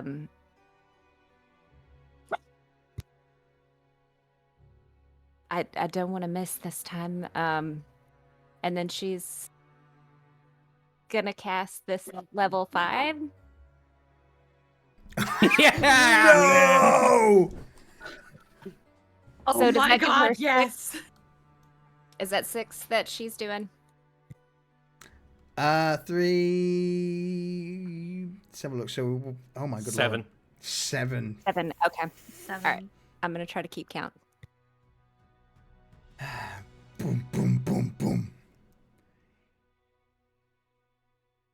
from the back of the room, there's a brief glow as immediately multiple magic missiles begin to fly in, arcing through the... Fuck me. Yeah. Looking through the remaining HP. 6, Through the fuck me. 20, Last one. 8, 36. So, 34, 36 damage, doesn't matter. He's got 23 HP left. Vanya, what do you do? How do you end this? Well, I mean, she definitely wants him to be unconscious, and I don't know. Dorian, do you want to be the one to end it since it's a Sandoval? I'm pretty sure you're just magic machine gunning the guy. It's not so elegant. Well, I mean, Go just for think it. of it as just kind of, it's just Who it's hitting him says everywhere. it's over? Yeah. And like, so limbs are falling off, ears are falling off, wings. I mean, just pieces are just splattering all over. And those who want to jump in while that's happening can. It is specifically, yeah, she's just hit with this barrage of magic missiles. You see body parts just immediately blow out to the side. Sandoval starts to look like this puppet that's being carved away as a multitude of these purple arcane emissions slam into him. With a guttural growl, Sandoval's body drops to its knees.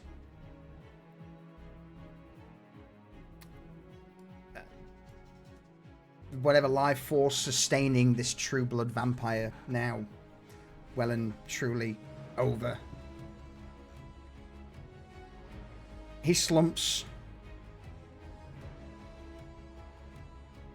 and Dorian, you're the only person really nearby who would hear. She's using you just like she used all the others.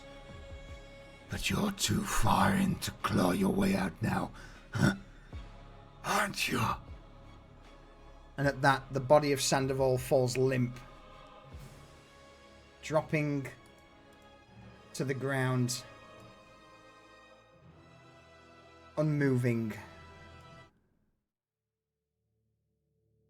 The fire still burning away at the corpse as it slowly starts to dissipate. The fire put out as Sandoval's body starts to bubble, boil, and turn to mist. You would see this mist start to pad out, rise up into the air before making its way over towards the Iron Maiden at the edge of Vulpescu's dais.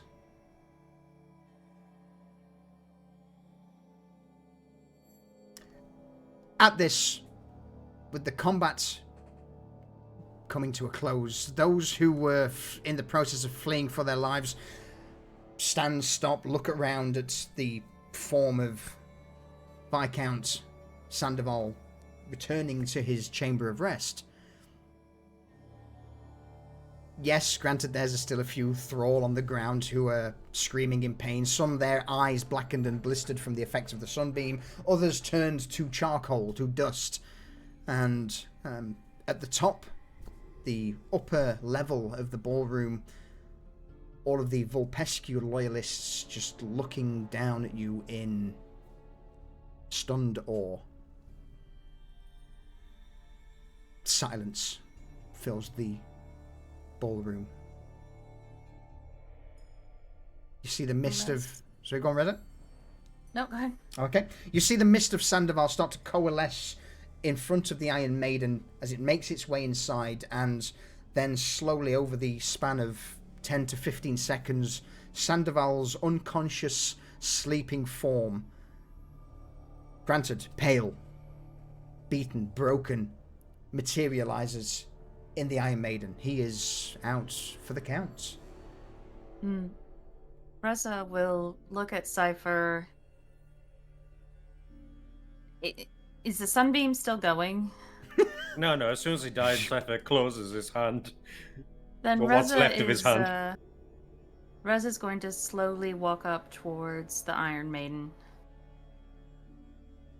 You hear a clap ring out from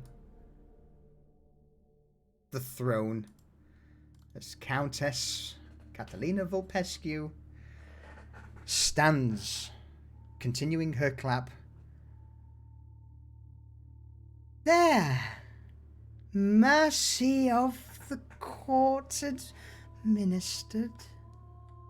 I trust you all found our little play to your liking. Whilst you're making your way over towards the Iron Maiden, Reza, Catalina's also now making her way down from the dais onto the floor towards the Iron Maiden.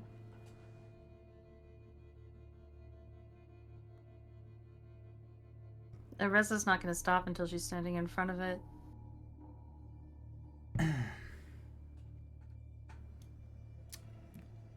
Catalina puts her hand on one of the open doors to this Iron Maiden. And with you now being close to it, Reza, you can see that this Iron Maiden, with its two front panels opened, all of the spikes, all of the stakes are silvered.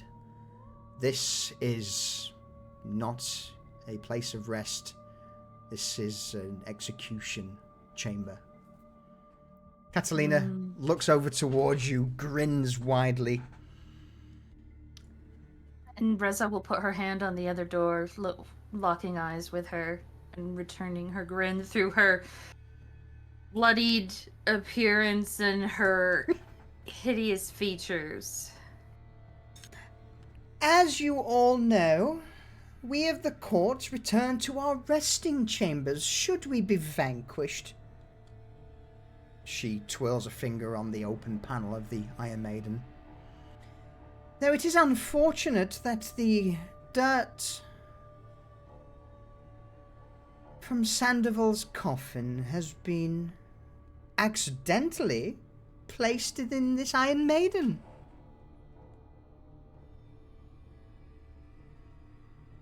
Reza will just mutter, "What a shame."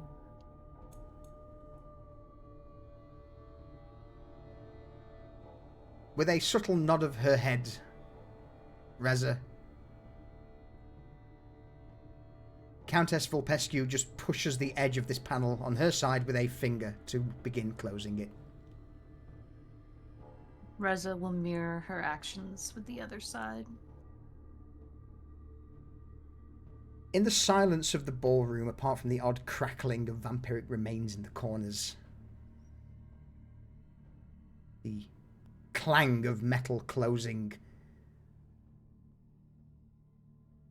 echoes around.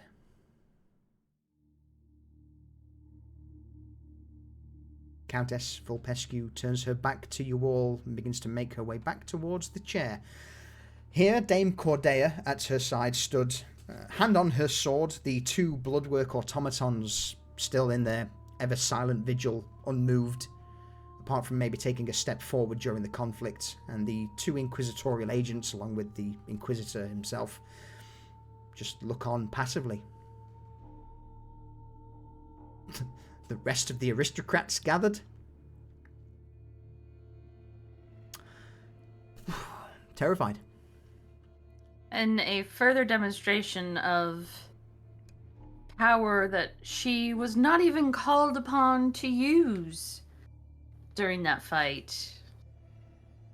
Reza will cast Prestidigitation and restore her immaculate appearance to her costume and her own self from before the fight.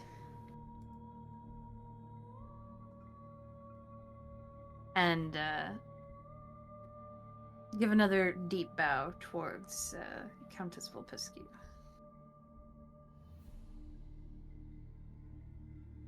Grand Duke Koshevek and others of the court,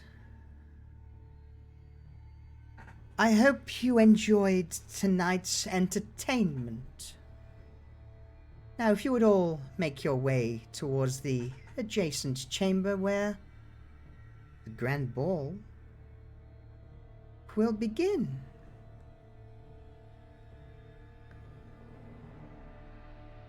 All of the gathered surviving nobles bow their heads and in silence, in a hurried manner, begin to file out of this chamber. Out of the door that you originally came in, and you see them taking a slight left down another corridor. Bloodwork automatons, inquisitorial agents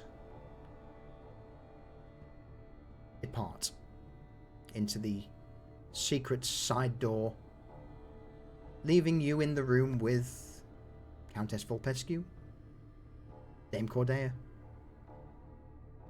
and this now blooded Iron Maiden, whatever essence remained of Viscount Victor Sandoval, now bleeding onto the marble below.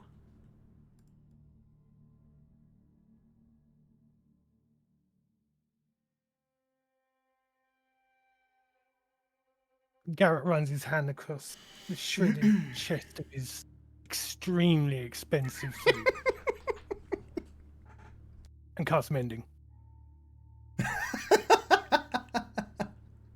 But keeps his wings out because he likes the wings.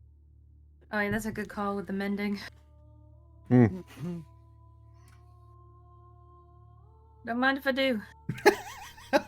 Oh my god. Share the love.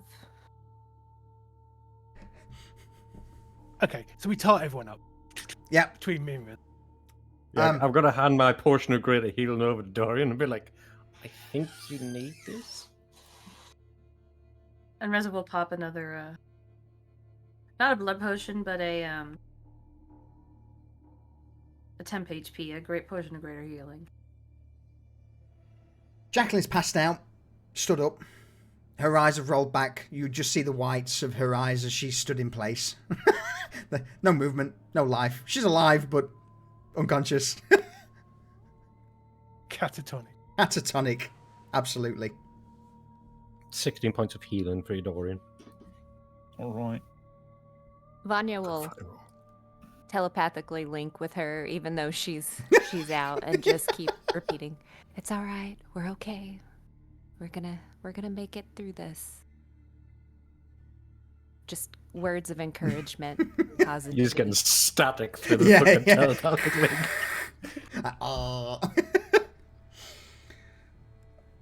Volpescu taps her hand, drumming her fingers over the arm of the throne as she looks over you all.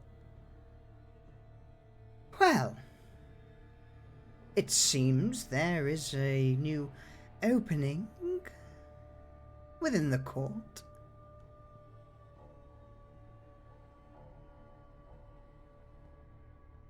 Granted, there will be a few others who will try and jostle, vie for power to try and fill the void that's now been made, but...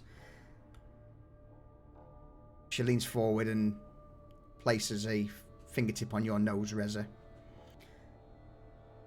I think you may be the best candidate for the position. Coupled Reza will with... Oh, go on. Yeah. Reza fake bites at her finger. Coupled with you, Garrett, the mastermind behind it all. You already have a good portion of the courts within your grasp. She swirls the empty glass of bloodshot in hand. Well, not so much empty. There's probably a dribble in the bottom as she swirls it round and then proffers it in your direction. And I pull a fresh decanter out of my bag of holding crack it open and fill a glass with a generous measure. She grins before leaning back in the chair, taking a swig. On top of that, our most esteemed governor running the old districts that Sandoval once held claim to.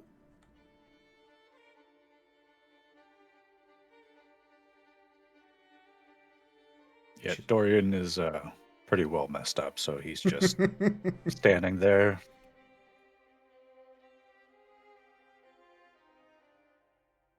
And you, Vanya, Sanguine Academy, you're already delving and delving into places the others would rather you not, but... A seat there? Maybe. Work hard, and I'm sure I can pull a few strings to make sure you get to a position that befits one such as yourself.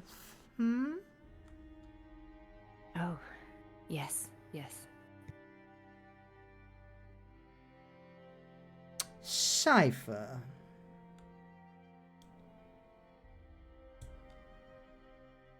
Cypher just cocks his head to one side. If eyes could bore holes, you would have a hole in your skull right now.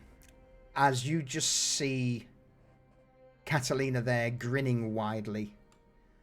Well, I had already penned you to be a new Inquisitor, but seems you've learnt a few tricks from a mutual acquaintance.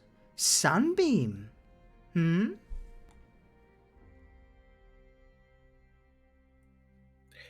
Indeed. You are aware that the Grand Duke Koshevek is most likely going to wish you to be his personal aide, yes?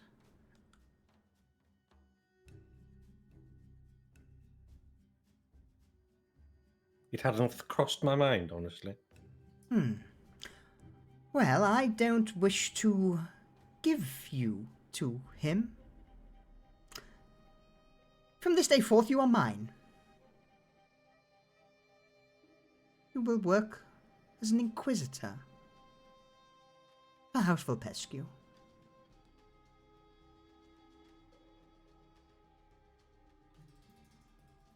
As you wish.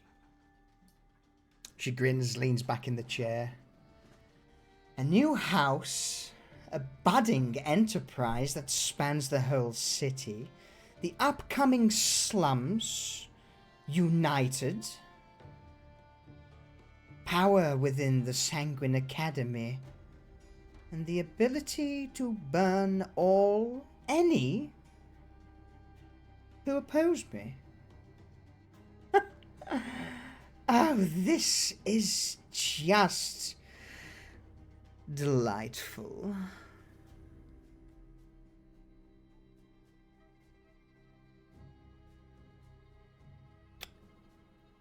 Any closing comments, statements, words, folks, from your end? As Vulpescu sits in her throne, swirling the glass of gold-flecked bloodshot, a content but incredibly dark grin spread across her face. Passion, fury, excitement glinting in her eyes.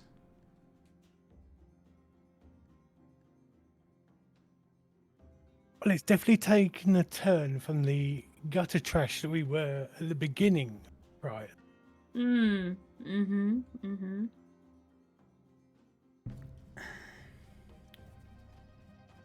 I wouldn't say I was gutter trash. Yeah, you 100% were.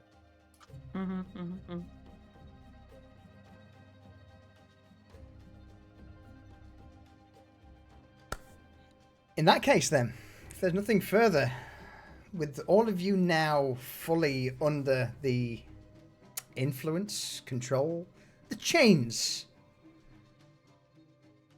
of Countess Catalina Vulpescu, Does she have us chained, or do we have her right where we want her? Who knows? I am sure we will find out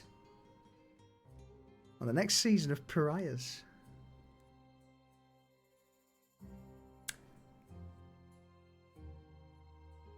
Close scene. I'm gonna miss Garrett. This is I'm sad. This is not the end by any means. This is not the end. It's the start of a new beginning. But what I will say though is we've been playing this world, this campaign for a year and a half now, 2 years nearly. Yeah, it must be. Yeah, it must be, yeah. I think it is just over 2 years. We started in January, I think, of 22. We did. I think that makes a great point for us to put the brakes on Pariahs. Let things steep. Again, it's not over by any means. This is the start of a whole new arc, but one that requires time to cook. New ideas, a time skip definitely is something that we need, and not just a brief one. The roles of the party. Go on, Reza. Sorry, I was going to say, don't worry, chat. There are still things left to resolve. Absolutely. Absolutely. So, we will be coming back with Pariahs, but In the meantime, not. I can't say when. Maybe a couple of months, maybe a year. We have something else planned. A new campaign. Something vastly different from the land of eternal night and vampires. So we will be on a bit of a downtime from D&D for a month. I may try and squeeze in the 40k Imperium Maledictum, a segment of that in the coming month, before we pick up the new campaign. Now, normally, for those who have been around the channel for a while, know that normally I would tease some sort of intro video. I'm going to be honest. it's not ready. It's not ready, and I'm not going to spoil it. But what I will say is that the campaign to come is called The Cradle of Ruin. Make of that what you will. It's very different. It is very different. Very different. In a good way. But that's also aimed to be a little bit more episodic rather than the long 60 episodes of Season 1, 30 episodes of Season 2 of Pariahs. So it gives us that opportunity to dip back into Pariahs when we're ready. When the time is right.